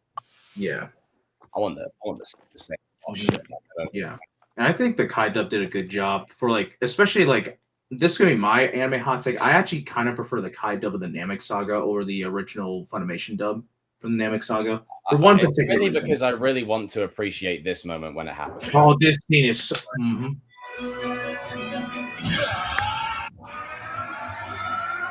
You notice how like Goku's trail is slightly bigger. That's right. But they're so fucking like skip to Vegeta's part because his speech in this scene is phenomenal right here. I'll go back a little bit right here. And when I do, I'll use the Super Dragon Balls to bring you and your universe back. What? You would do that? Oh, really? I gotta say, Vegeta's arc is chef's kiss. Oh man, I love it. I think the voice acting as well is absolutely incredible. It's beautiful, and the art form, man. Because that's when Super had a good like animation schedule. Yeah, Chris Sabbath. Chris Sabbath is awesome. I think that was one of the episodes that was animated by Takahashi. He's a phenomenal animator for Dragon Ball. Oh, do you know what? Is there I'm tempted to find a Dragon Ball Z game to play again. I used to play. There was one. Oh, what was it called? Raging Blast. Final Bout. It was on PS4. Xenoverse. It might have been that where you have like different variants of the characters. So you have like Super Saiyan, like J3 and all that kind of stuff. Yeah. Yeah, I used to. You can train your own three character. fighters, right? 3 fighters for your team. Yeah. So I always chose because that's when Grandma got into like the arena fighter thing. Because I always chose Goku, Vegeta, and Trunks. I was like, guy with a sword, I'm in. Vegeta, cool anti-hero, let's go. Goku, overpowered as fuck, we're in. Yeah. Like I think who was the conversation I had with my friend? I think it might have been Stuart. I was like, what version of Goku is your favorite? And I think just from a look standpoint, let me see if I can find it. If it's based off looks, I think it's End of Z because I love that light blue gi that he has.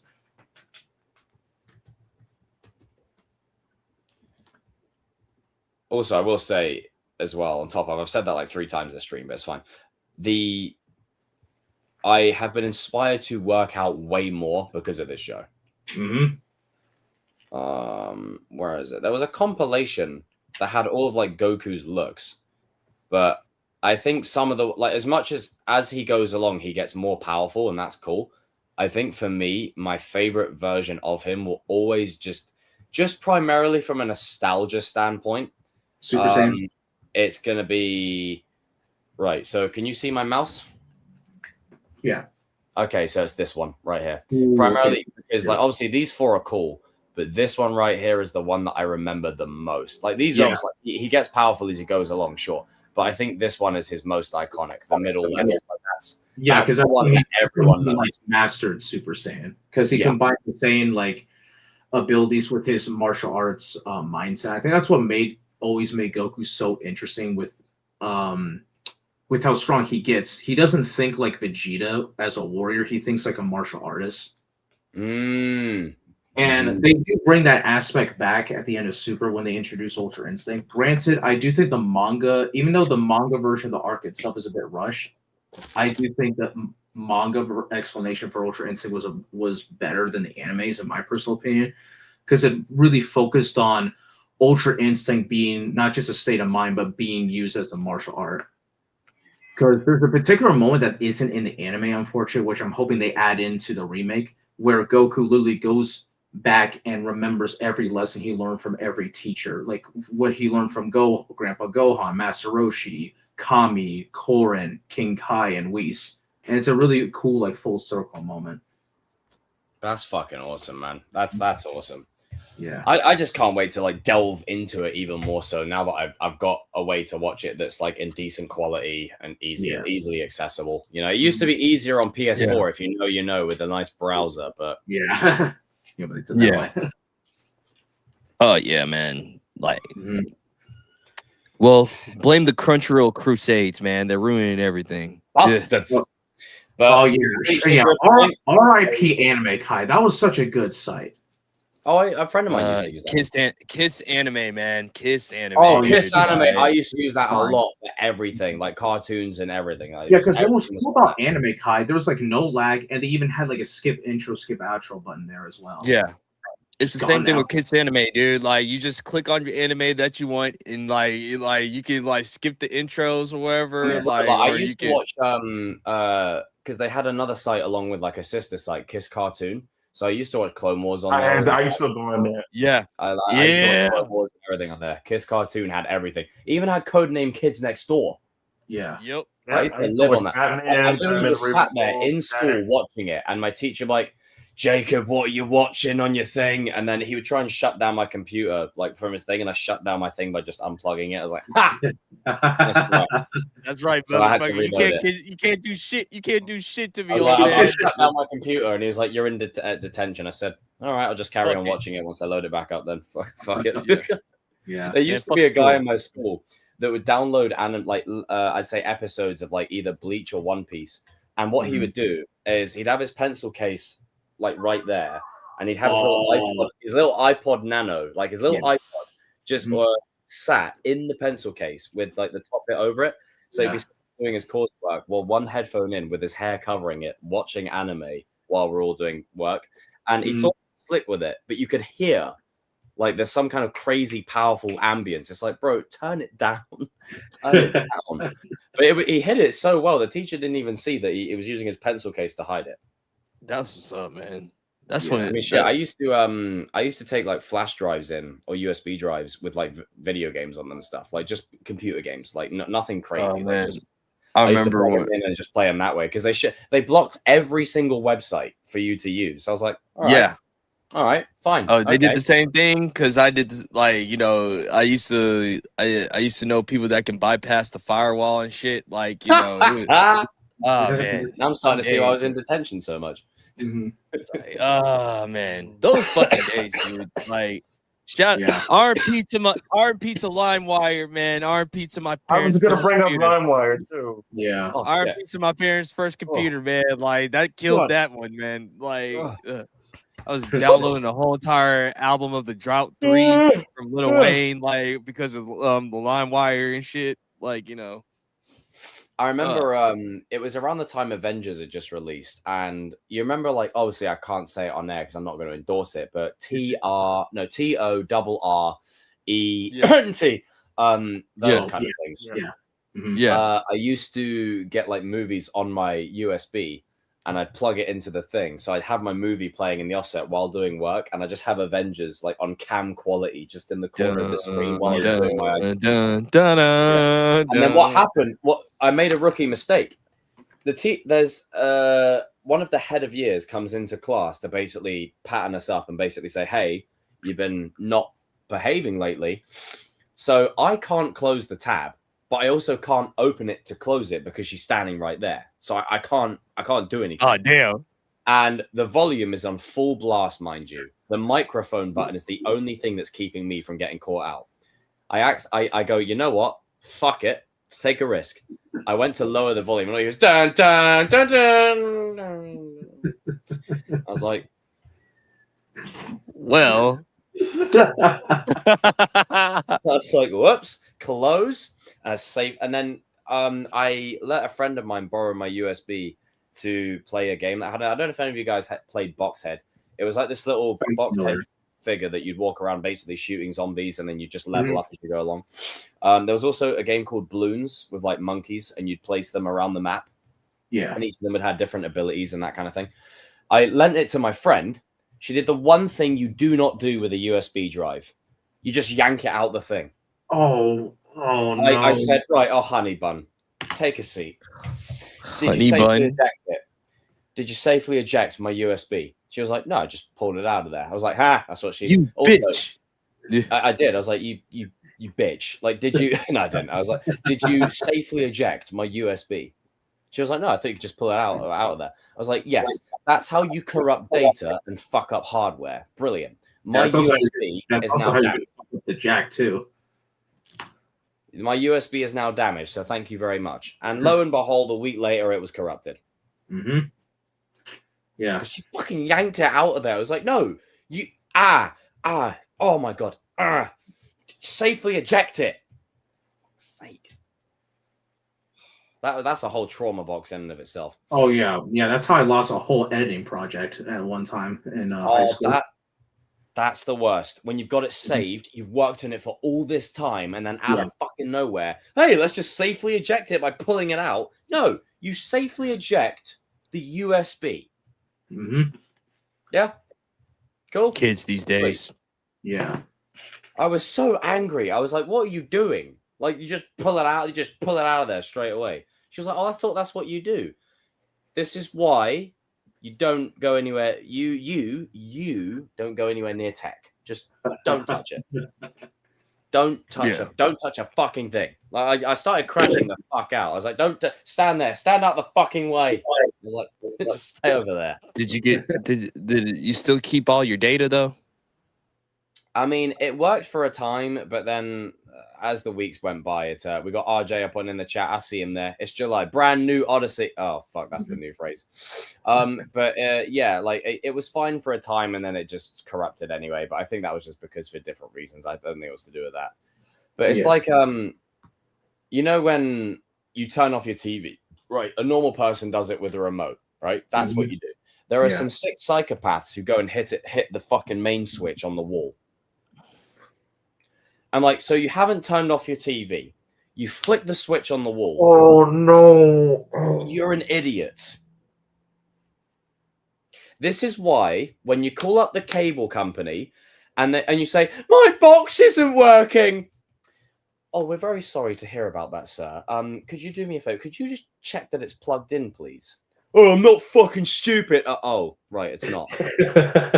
This is why that question is asked, because people don't know how to operate basic tech. Yeah. I saw RJ in the chat before he even commented. I was like, I can see. I remember people. I can see a list of everyone who's watching in this chat, so I can see you before you do. I know everyone who's watching. I just don't say. Like, I can see everyone. Oh, look at RJ enjoying all of this. RJ, can you send that as a voice note before I end the stream, please? Can you send that as a voice note, just because we want to hear that brand new day voice. But yeah, no, like, I mean, shit, like, oh man, I enjoyed the DBZ rabbit hole. That was great nostalgia. I can't. Oh, bollocks. I'll do it in your behalf then. It's a brand new day. No, Danny, did you see when I got RJ to kick off the stream the other day? No. Oh, I'll show you this just before we end. It's brilliant. I think it's because RJ's not used to doing it, but it started out with him not being able to open the stream, and then throughout the stream, he led the whole thing from start to finish. Like he carried it. But the start of the stream was absolutely hilarious, and RJ never changed. But this is when I realized this is why Jacob does the openings. And well, hello, welcome back to another show. It felt so like not natural to. Well, hello, welcome back to another show. Well, you did kind of laugh before he had a chance to say. No, I think it's like have you seen that? Have you seen that video that's going around where it's like when I grew up? And it's like, and then they start laughing at him within 5 seconds. I think that's why it got me, because it reminded me of that. And I gave RJ, I was like, okay, RJ, go again. 1, 2. I didn't expect it to be that. Because the way you were like, wait for the thing, and it was like 2 seconds later, it's red. I was like, oh, well, let's start that again. Take 2. Right. Okay. Blank canvas. We've just gone live. Welcome back to another stream of the Go in the chat. Wow. That's why I'm not good at do opening streams. I just start again. Can't be a hat trick if the first 2 weren't going. It's a good point. It's pretty simple. All right, we've just gone live. Hello. No, it's pretty simple when you can just open up or whatever. It's brilliant. I love it though. It was just hilarious to have that sort of cameo along the way. What's going on, people? Backstage. It is the Cannon Wolf. God damn. Wow. Well, just before we're about to end, thank you for the little cameo just at the end there. Lol. Yeah. There you go. Got a fantastic 5 going up on in here.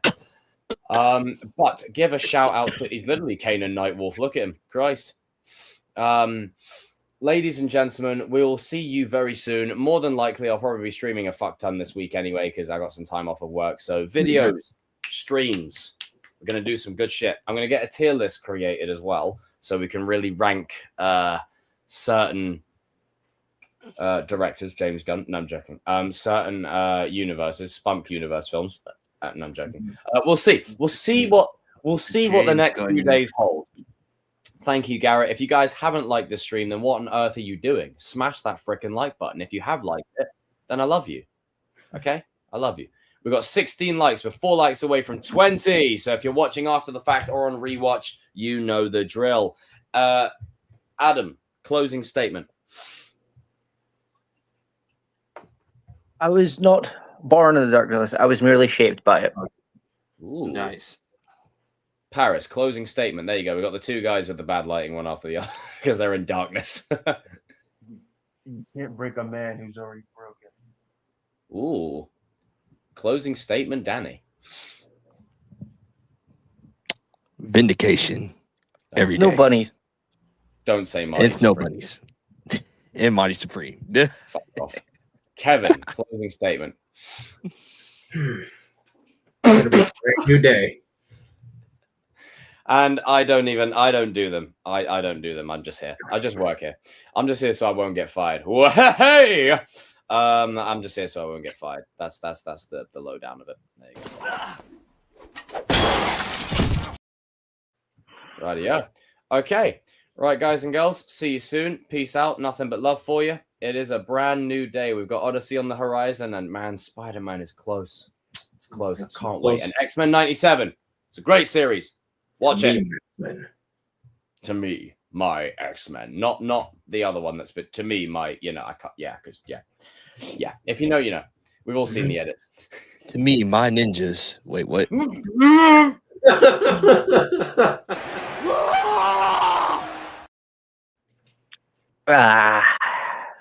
Christ. Who didn't see that one coming? You didn't see that coming? I mean, at least Jubilee got her shine, eh? Uh-huh. Yeah.